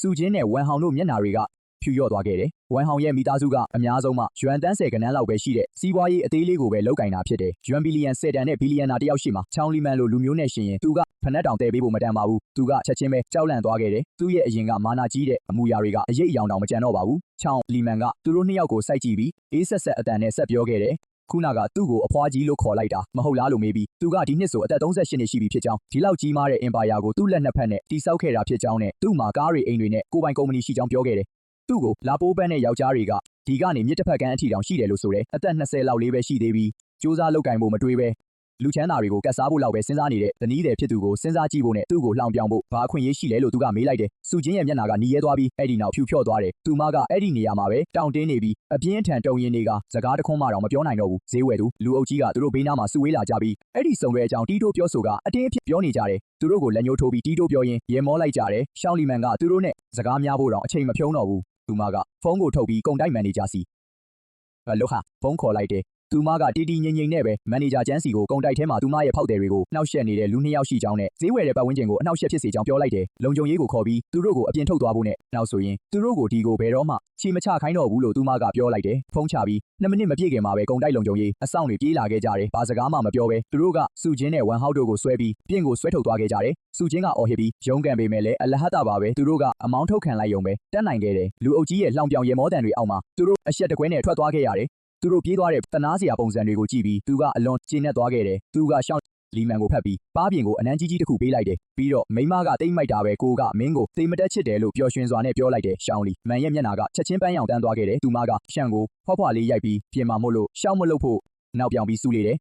သူမကအဲ့ဒီလိုပြောပေမဲ့သူမရဲ့နှကန်းထောင်လေးတွေကအလိုလိုပြုံးရောင်တန်းနေခဲ့တယ်သူမရဲ့မျက်လုံးတွေကပျော်ရွှင်မှုတွေနဲ့တောက်ပနေခဲ့တယ်အဲ့ဒီကိစ္စပြီးတဲ့နောက်ရှောင်းလီမန်ကသူတို့ရဲ့ဆက်ဆံရေးကိုအပြည့်အဝလက်ခံသွားပုံရတယ်အဲ့ဒီညကအိမ်ပြန်ရောက်တဲ့အခါသူမကရှမ်းရဲ့ရင်ခွင်ထဲတိုးဝင်ပြီးအရင်တုန်းကသူတို့ရဲ့အသက်ကွာဟမှုကအရန်ကြီးတယ်လို့အမြဲခံစားရကြောင်းနဲ့သူတို့ရဲ့ဆက်ဆံရေးသဘောတဘာဝအရာဘယ်တော့မှအတူတူမနေနိုင်ဘူးလို့ထင်ခဲ့ကြောင်းပြောပြတယ်ဒါပေမဲ့အခုတော့သူမဂယုမဆိုင်တော့ပါဘူးရှန်နားမှာရှိနေနိုင်တဲ့၍အပြင်လူတွေဘာပြောဂယုမဆိုင်ဘူးလို့ဆိုတယ်ရှန်ကသူမကိုဖတ်ထားလိုက်တယ်သူရင်လည်းအရေးပြောသွားပြီးသူကငုံကသူ့ကိုပြင်းပြင်းပြပြနမ်းလိုက်တယ်ဒီတစ်ချိန်မှာတော့သူမကလုံးဝညှင်းဆန်မနေခဲ့ဘူးအဲ့ဒီအစားသူမကသူ့လေပင်ကိုတိုင်းဖက်ပြီးအနမ်းတွေကိုပြန်လဲတုံ့ပြန်ခဲ့တယ်သူတို့နှစ်ဦးကြားကခံစားချက်တွေတစ်နေ့ထက်တစ်နေ့ပိုမိုနဲ့ရှိုင်းလာပြီးသူတို့ရဲ့နေ့ရက်တွေပိုမိုအေးချမ်းပျော်ရွှင်လာချိန်မှာပဲအမြဲတစေနှောက်ယှက်နေတဲ့ဇောင်းဖန်းကသူတို့တကားဝကိုထက်ရောက်လာပြန်တယ်အဲ့ဒီနေ့ကသူကဇာမိုးဝဲဖြေဖို့တက္ကသိုလ်ကိုသွားရတာမို့အိမ်ကူကိုရှောင်းလီမန်နဲ့အတူအိမ်မှာထားခဲ့တယ်ဒါပေမဲ့စာမေးပွဲပြီးတာနဲ့သူကအိမ်ကူစီကဖုန်းဝင်လာခဲ့တယ်ဖုန်းထဲမှာအိမ်အကူရဲ့အတန်ကအရန်ကိုစိုးရိမ်တကြီးဖြစ်နေပြီးဇောင်းဖန်ရောက်လာပြီဆိုတဲ့အကြောင်းသူ့ကိုအကြောင်းကြားလာခဲ့တယ်အိမ်အပြင်ဘက်မှာပြဿနာအကြီးအကျယ်ရှာပြီးတကားဝမှာရှောင်းလီမန်ကိုတွေးရမှဖြစ်မယ်လို့ဇွတ်ပြောက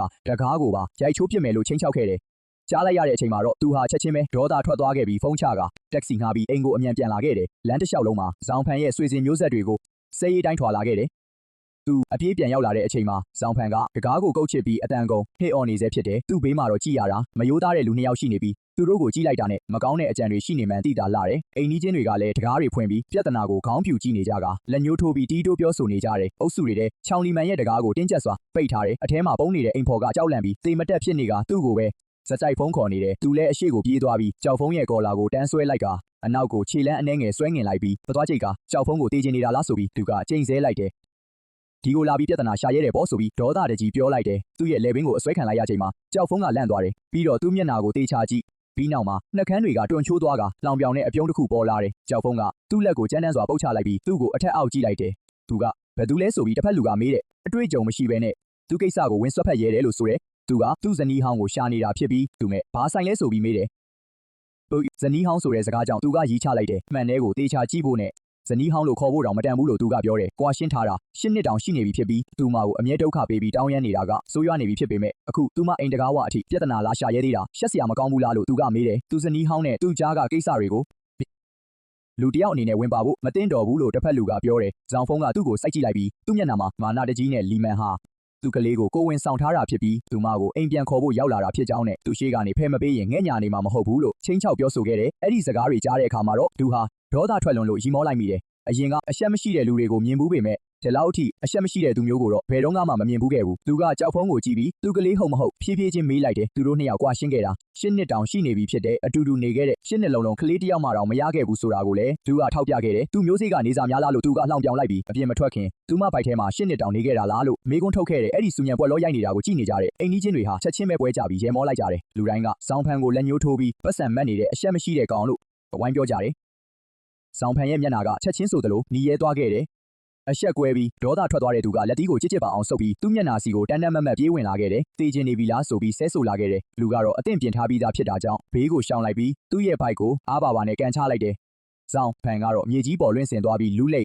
နေခဲ့ရတယ်။နာကျင်လွန်းလို့မျက်နှာရှုံမဲ့နေပြီးအကြာကြီးထမလာနိုင်ခဲ့ဘူး။သူ့ဘေးနာကခက်ချချကောင်နှစ်ယောက်ကသူတို့ဆရာအရိုက်ခံရတာကိုမြင်တော့ချက်ချင်းပဲရှေ့ကိုပြေးထွက်လာပြီးသူ့ကိုဝင်လုံးဖို့ပြင်ကြတယ်။လူကနည်းနည်းလေးမှမလန့်သွားပဲသူ့ဖုန်းကိုထုတ်ပြီးသူတို့ရှေ့မှာဝေယမ်းပြလိုက်ကရဲကိုဖုန်းဆက်ပြီးပြီဖြစ်လို့ခဏနေရင်ရောက်လာတော့မယ်လို့ခက်အေးအေးပဲပြောလိုက်ပြီးသူတို့ရဲ့လုပ်ရက်တွေအကုန်လုံးကိုလည်းမှတ်တမ်းတင်ထားတယ်လို့ဆိုတယ်။သူများအိမ်ပေါက်ဝါထိလာပြီးအနောက်ရှက်ပေးနေတဲ့ကြောက်ဖန်းကိုလည်းကာစီနိုမှာအကျွေးတွေတန်းချီတင်နေတာဖြစ်လို့ထောင်ကျသွားရင်တောင်ကာစီနိုကလူတွေကသူ့ကိုအလွတ်ပေးပါမလားလို့မေးလိုက်တယ်။အဲ့ဒီလိုပြောလိုက်တာနဲ့လူနှစ်ယောက်စလုံးကချက်ချင်းနေရာမှာတင်အေးခဲသွားပြီးမျက်နှာတွေဖြူလျော့သွားခဲ့တယ်။သူတို့ကကြောက်ဖန်းနောက်ကိုလိုက်နေတဲ့နောက်လိုက်တွေသာဖြစ်တယ်။သူတို့အကြောက်ဆုံးကရဲတွေနဲ့ကာစီနိုကအဆောင်တွေဖြစ်ပြီးကြောက်ဖန်းကလည်းသူ့လည်းကြောက်လန့်သွားပြီးကျမ်းမြင်ပေါ်ကနေကုံယုံထလာကသူ့ကိုကြောက်ရွံ့တဲ့အကြည့်နဲ့ကြည်နေခဲ့ပေမဲ့ ဟန်ကိုဖို့လောက်ကဒီကိစ္စကမပြီးသေးဘူးလို့ချင်းချောက်ပြီးထွက်သွားခဲ့တယ်သူလည်းအဲ့ဒီလူနှစ်ယောက်ကိုခေါ်ပြီးတုတ်ချေတင်ပြေးသွားတော့တယ်သူတို့ထွက်သွားတာကိုကြည့်ရင်သူလည်းတက်ပြင်းချလိုက်နိုင်တယ်ပြီးတော့သူလှဲ့ကတကားကိုခောက်လိုက်တယ်အကုန်အဆင်ပြေသွားပြီဖြစ်ကြောင်းလီမန်ကိုလှမ်းပြောလိုက်တယ်မကြခင်မှာပဲတကားပွင့်လာပြီးရှောင်းလီမန်ကသူ့ရင်ခွင်ထဲကိုပြေးဝင်လာခဲ့တယ်သူမရဲ့ခန္ဓာကိုယ်တစ်ခုလုံးတုံရင်နေပြီးမျက်ရည်တွေလည်းပါးပြင်ပေါ်စီးကျလာခဲ့တယ်သူကသူမကိုတင်းကျပ်စွာဖတ်ထားပြီးကြောကိုပုတ်တက်ပေးကအကုန်အဆင်ပြေသွားပြီဖြစ်ကြောင်းညင်သာစွာနှစ်သိမ့်ပေးခဲ့တယ်သူရှိနေတာမို့မကြောက်ဖို့နဲ့သူ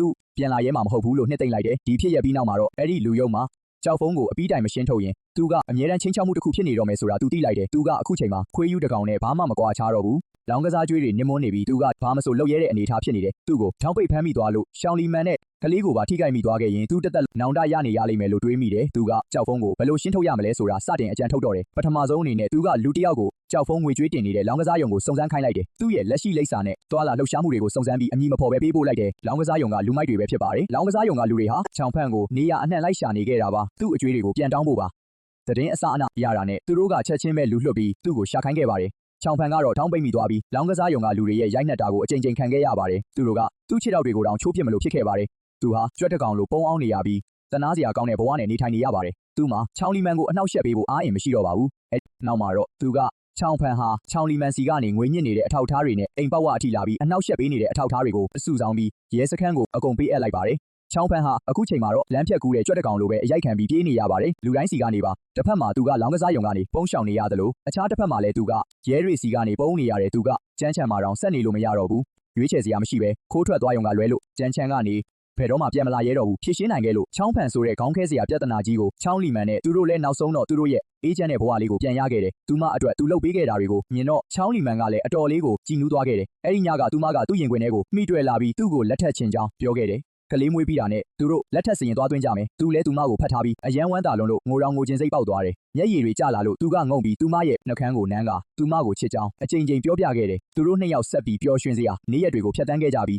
ချောင်းလီမန်ရဲ့ဘိုက်ကလည်းတစ်နေ့တခြားကြီးလာခဲ့တယ်အခုဆိုရင်သူမကကိုဝင်လေးလာကြော်နေပြီဖြစ်ပြီးဘိုက်ထွက်နေတာတိတာနေပြီဖြစ်တယ်ကလေးအတွက်နမယ်ရီတောင်စစ်ရွေးနေကြပြီးကလေးအခန်းကိုပြင်ဆင်ကသူတို့ရဲ့အနာဂတ်ဘဝကိုပုံဖော်နေခဲ့ကြတယ်သူတို့နှစ်ယောက်စလုံးကသူ့အမေကိုလျှို့ဝှက်ထားပြီးကလေးမွေးတဲ့အထိစောင့်နေမယ်ဆိုရင်အရာအလုံးအဆင်ပြေသွားလိမ့်မယ်လို့ထင်ထားခဲ့ကြတယ်သူ့အမေဘလောက်ပဲဒေါသထွက်နောက်ဆုံးမှလက်ခံသွားလိမ့်မယ်ဒါပေမဲ့သူတို့ကအဲ့ဒီလိုလုံးဝမမျှော်လင့်ခဲ့ဘူးလျှို့ဝှက်ချက်တွေကိုထာဝရဖုံးကွယ်ထားလို့မရဘူးစနေတနင်္ဂနွေနေ့မှာသူ့အမေကကြက်စွပ်ပြုတ်တအိုးချက်ထားကြောင်းသူ့ကိုဖုံးခေါ်ပြီးချောင်းလီမင်ကိုလာပို့ပေးခြင်းတယ်လို့ပြောတယ်အဲ့ဒီအချိန်မှာသူကစူပါမားကတ်မှာချောင်းလီမင်အတွက်တစ်တီးဝယ်နေတယ်အဲ့ဒါကိုကြားလိုက်ရတဲ့အချိန်မှာဒုတိယအရန်လန်သွားပြီးသူ့ဘာသာလာယူပြီးပို့ပေးမယ်လို့ပြန်ပြောတယ်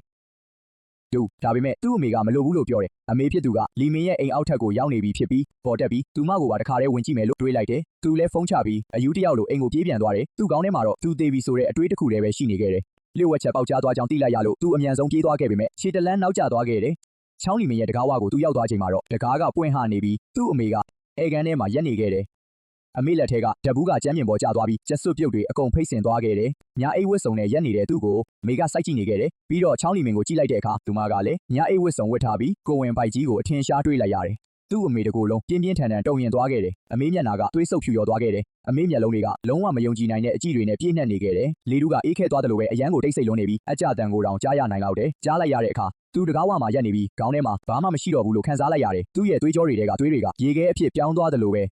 ဲသူစကားတခွန်းမှမပြောနိုင်တော့ဘူးသူ့အမေကသူ့ကိုစိုက်ကြည့်နေတယ်သူမရဲ့နှကန်းတွေကအကြာကြီးတုံရင်နေပြီးမှနောက်ဆုံးတော့စကားတခွန်းကိုအနိုင်နိုင်ပြောထွက်လာတယ်သူမအတန်ကတုံရင်နေပြီးလင်းရှန်ဒီကိုဘာလို့ရောက်နေတာလဲလို့မေးတယ်သူပါဇက်ဟပြီးဘလုံးဖထွေးနဲ့ပြောဖို့စူးစမ်းပေမဲ့စကားတခွန်းမှထွက်မလာဘူးချောင်းလီမင်ကလည်းအယမ်းလန့်သွားတယ်သူမကရှေ့ကိုကမန်းကတန်းပြေးသွားပြီးသူ့အမေကိုတွဲပေးဖို့စူးစမ်းတယ်သူမအတန်ကရှိုက်တန်တွေနဲ့အမလန်ကိုရှင်းပြတာနားထောင်ပေးဖို့တောင်းပန်တယ်သူ့အမေကတွန်းဆုတ်သွားပြီးသူမရဲ့အထီးတွေကိုရှောင်ရင်းနောက်တလန်းဆုပ်လိုက်တယ်သူမရဲ့အကြည့်တွေကချောင်းလီမင်ရဲ့ဖောင်းကားနေတဲ့ဘိုက်စီကိုကြည့်ပြီးနောက်သူ့အကြည့်တွေကသူ့စီပြန်ရောက်လာခဲ့တယ်သူ့မျက်လုံးတွေကချက်ချင်းညီရဲသွားခဲ့တယ်လူအလုံးကိုနားလဲသွားခဲ့တယ်သူ့ရဲ့အချစ်ဆုံးတငယ်ချင်းကကလေးအဖေဘယ်သူမှမသိပဲကိုဝင်ရှိနေတာရဲ့သူ့သားကကြောင်းနေဘက်တငယ်ချင်းနဲ့အတူနေတဲ့ဆိုတာရဲ့အားလုံးကလိမ်ညာမှုတွေကြီးပဲလို့စီသူ့ရဲ့အချစ်ဆုံးတငယ်ချင်းကသူ့သားရဲ့ကလေးကိုကိုဝင်လွယ်ထားရတာဖြစ်တယ်သူ့သားကသူ့ရဲ့ငယ်တငယ်ချင်းနဲ့ပတ်သက်နေခဲ့တာဖြစ်တယ်သူတို့တွေကသူ့ကွယ်ရာမှာခိုးကြောင်ခိုးဝက်တွဲနေခဲ့ကြတာဖြစ်တယ်သူ့အမေရဲ့အမြင်အာရုံတွေမှောင်မိုက်သွားခဲ့တယ်အဲ့ဒီနေရာမှာတင်မူးလဲမလို့ဖြစ်သွားခဲ့တယ်သူကလည်းအရှိကိုပြေးထွက်သွားပြီးသူ့အမေကိုဖမ်းထိန်ထားလိုက်တယ်သူကပြတလဲနဲ့စိတ်အေးအေးထားပြီးသူ့ကိုရှင်းပြခွင့်ပေးဖို့သူ့အမေကိုပြောလိုက်တယ်သူ့အမေကတတိပြန်ဝင်လာပြီးသူ့ကိုအကြမ်းပရန်တွန်းဖယ်လိုက်တယ်သူမကလက်မြောက်ပြီးသူ့ကိုပြင်းပြင်းထန်ထန်ပါချလိုက်တယ်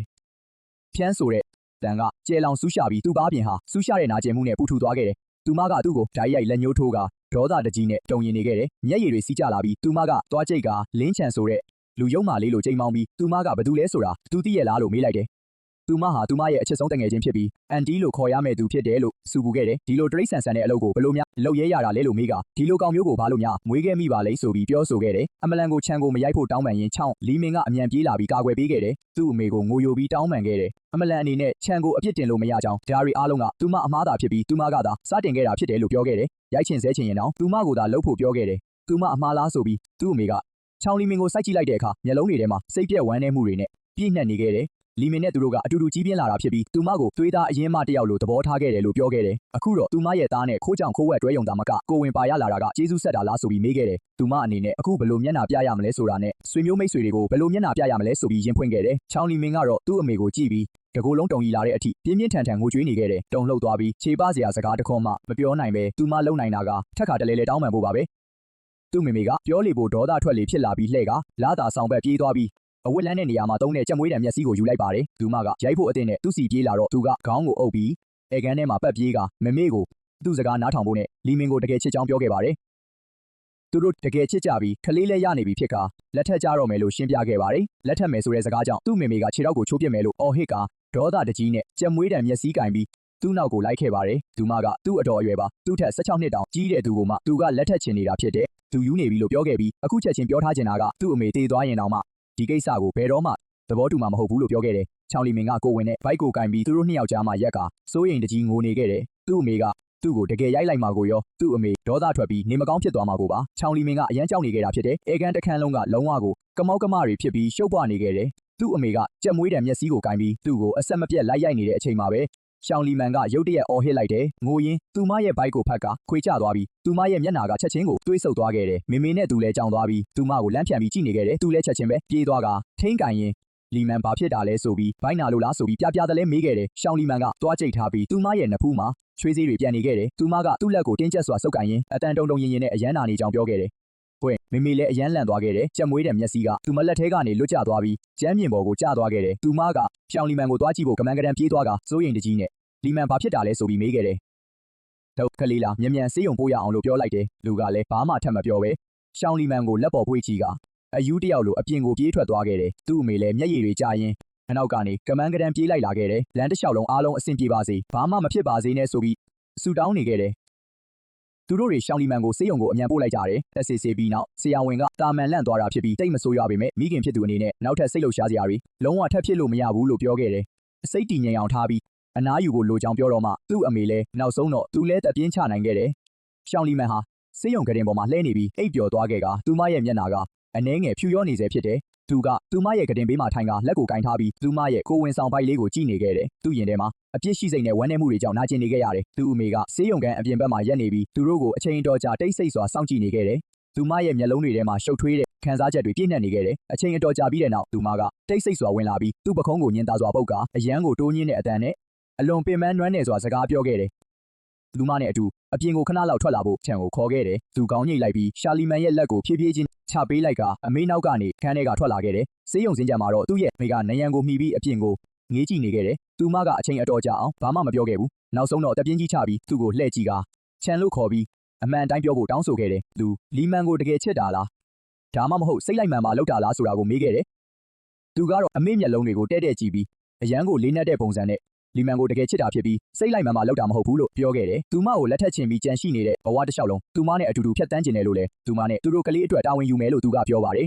အမေဖြစ်သူကသူ့ကိုကြည့်လိုက်ပြီးမျက်လုံးထဲမှာအကူအညီမဲ့နေတဲ့အရိပ်ရောင်တွေတွေ့လိုက်ရပါတယ်သူမကထပ်ပြီးတက်ပြင်းချလိုက်ပါတယ်သူမကသူ့ထက်16နှစ်တောင်ကြီးပြီးသူ့အမေရဲ့အချစ်ဆုံးတငယ်ချင်းလည်းဖြစ်နေပါတယ်သူကတော်မကိုအန်ဒီလို့ခေါ်လာတာအနှစ်20ကျော်ပါပြီဒီအကြောင်းကိုစဉ်းစားဘူးရဲ့လားလို့မေးလိုက်ပါတယ်သူတို့နှစ်ယောက်အတူနေရင်အပြင်လူတွေကဘယ်လိုပြောကြမလဲဆွေမျိုးတွေကရောသူတို့မိသားစုကိုဘယ်လိုမြင်ကြမလဲလို့မေးပါတယ်လူကတော့ဂယုမဆိုင်ဘူးလို့ပြန်ဖြေလိုက်ပါတယ်သူတို့ဘဝနဲ့သူတို့နေတာဖြစ်လို့တခြားသူတွေဘာပဲပြောလွှတ်ထားလိုက်ဖို့ပြောပါတယ်သူတိတာတစ်ခုကတော့လီမန်ကသူ့ကိုချစ်ပြီးသူကလည်းလီမန်ကိုချစ်တယ်ဆိုတာပါပဲသူတို့ကအတူတူကလေးလေးတယောက်ရနေပါပြီသူတို့တွေကကောင်းမွန်တဲ့ဘဝလေးတစ်ခုကိုဖျက်ဆီးခြင်းုံပါပဲသူ့အမေကသူ့ကိုစိုက်ကြည့်နေပြီးချိန်အတော်ကြာစကားမပြောနိုင်ဖြစ်နေတယ်မထိန်နိုင်တဲ့မျက်ရည်တွေက သူမရဲ့မျက်လုံးထောင်းကနေကြာဆင်းလာတယ်သူကဘာလို့ဒီလောက်ခေါင်းမာရတာလဲဆိုပြီးသူမကငိုကြွေးတယ်ငငယ်လေးကလေးကပြုစုပြိုးထောင်လာခဲ့ကြောင်းနဲ့သူ့ကိုဘေးကင်းပြီးချောမွေ့တဲ့ဘဝတစ်ခုရစေခြင်းကြောင့်တင်းတော်တဲ့မိန်းကလေးတစ်ယောက်နဲ့လက်ထပ်ပြီးကလေးယူကအေးအေးချမ်းချမ်းနေစေခြင်းခဲ့ကြောင်းသူမကဆိုတယ်ဘာလို့ဒီလောက်တုံ့လောက်စရာကောင်းတဲ့ကိစ္စကိုယူလာရတာလဲလို့မေးတယ်သူလည်းလက်လှမ်းပြီးသူမပါးပြင်ပေါ်ကမျက်ရည်တွေကိုညင်သာစွာတုပ်ပေးလိုက်ရင်အရန်ကိုအပြစ်ရှိတယ်လို့ခံစားလိုက်ရတယ်သူ့အမေကိုစိတ်ဆင်းရဲအောင်လုပ်မိလို့တောင်းပန်ကြောင်းနဲ့လီမန်ကိုတကယ်ချစ်ကြောင်းလီမန်မရှိဘဲသူအသက်မရှင်နိုင်တယ်လို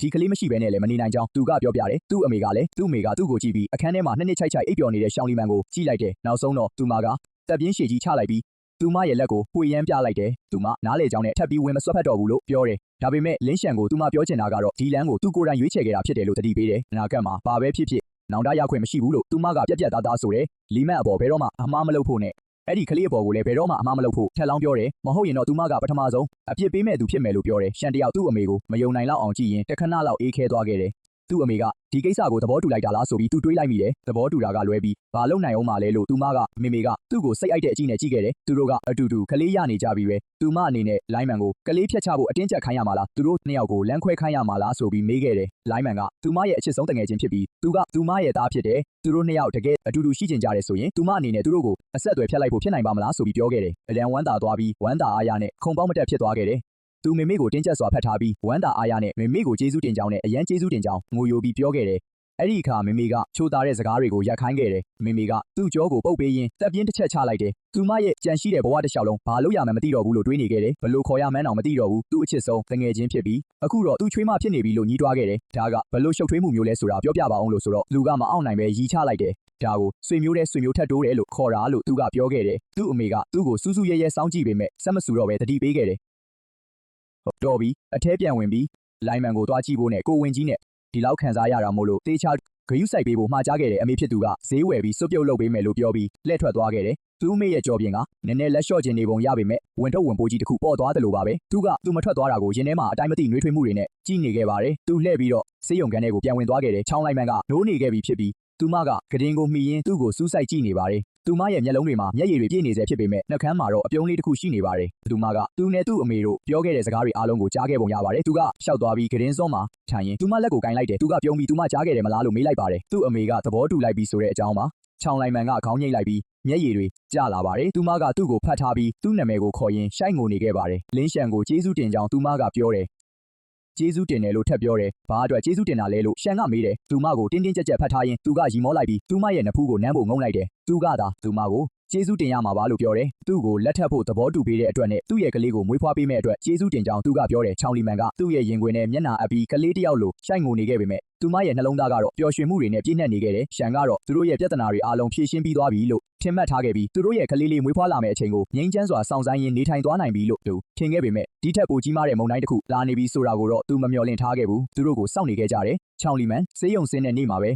စေးရုံတကားပေါက်ကနေထွက်လာတာနဲ့တပြိုင်နက်သတင်းထောက်အုပ်ကြီးကသူတို့ကိုဝိုင်းရံလာခဲ့တယ်မရေမတွက်နိုင်တဲ့မိုက်ခရိုဖုန်းတွေနဲ့ကင်မရာတွေကသူတို့မျက်နှာရှိကိုထိုးလာခဲ့တယ်ကင်မရာမီးရောင်တွေကမယက်မနာလင်းလက်နေခဲ့တယ်သတင်းထောက်တွေကအလူရက်မေးခွန်းတွေမေးခဲ့ကြတယ်ဥက္ကဋ္ဌချောင်းဘေးကလူငယ်လေးကသူမလွယ်ထားတဲ့ကလေးရဲ့အဖေဟုတ်မဟုတ်အသိကျင်နေကြတယ်ဥက္ကဋ္ဌချောင်းနဲ့သူ့ကြားမှာအသက်16နှစ်ကွာဟချက်ရှိပြီးသူကသူမရဲ့အချစ်ဆုံးတငယ်ချင်းရဲ့သားဆိုတဲ့ကောလာဟာမှန်ကန်မှုရှိမရှိကိုအတည်ပြုခိုင်းခဲ့ကြတယ်ဥက္ကဋ္ဌချောင်းနဲ့သူမရဲ့ခင်မွန်ဟောင်းကြောက်ဖုံးနဲ့ဒီလူငယ်လေးကြောင့်ကွာရှင်းခဲ့တာလားဆိုပြီးမိကွန်းတွေကသူတို့စီကိုပြစ်ပေါက်လိုက်တဲ့ထက်မြက်တဲ့ဓမြောင်တွေလိုပါပဲသူကချက်ချင်းပဲစွန့်အပ်သွားခဲ့တယ်ပြီးတော့ချောင်းလီမန်ကိုသူ့ရင်ခွင်နဲ့အမြန်ဆွဲသွင်းလိုက်တယ်ကင်မရာတွေနဲ့မိုက်ခရိုဖုန်းတွေကနေကွယ်ထားပေးဖို့အတွက်ပါသူ့ကောင်းထဲမှာအတွေးတစ်ခုပဲပြေးလွှားနေခဲ့တယ်ဒီသတင်းကိုမီဒီယာတွေကဘလို့သိသွားတာလဲဆိုတာပါပဲဘသူကများသတင်းတောက်တွေကိုပေါက်ကြားသွားစေတာလဲဆိုပြီးတော့ပါလူအုပ်ကြီးကိုကြော်ကြည့်လိုက်တဲ့အခါအရန်ရင်းနှီးနေတဲ့ပုံရိပ်တစ်ခုကိုရုတ်တရက်တွေ့လိုက်ရတယ်အဲ့ဒါကတော့ကြောက်ဖုံးပါပဲလောကအဲ့ဒီမှာခြောက်ချားစရာကောင်းအောင်ရက်နေပြီးသူတို့ကိုစိုက်ကြည့်နေခဲ့တယ်မျက်နှာပေါ်မှာအညိုးအတေးတွေနဲ့ပြုံးလျက်ပါသူ့မျက်လုံးတွေထဲမှာလက်စားချေခြင်းနဲ့စိတ်တွေအပြည့်ပါပဲအဲ့ဒီအချိန်မှာသူကနားလည်သွားခဲ့တယ်အရာအလုံးကသူ့ကြောင့်ပါသူကမီဒီယာတွေကိုသတင်းပေးခဲ့တာပါချောင်းလီမန်ကထင်ရှားတဲ့စီးပွားရေးလုပ်ငန်းရှင်တဦးဖြစ်တဲ့ကြန့်ချံမြို့မှာပေါ့ဒီလိုအရှုပ်တော်ပုံလျှို့ဝှက်ချက်မျိုးကအသက်ကြီးတဲ့အမျိုးသမီးတစ်ယောက်ကသူမရဲ့အချစ်ဆုံးတငယ်ချင်းရဲ့သားနဲ့ကိုဝင်ရှိနေတာမျိုးပါအသေးစိတ်အချက်လေးတစ်ခုကလူလူရဲ့ထင်မြင်ချက်ကိုပောက်ကွဲစေဖို့လုံလောက်ပါတယ်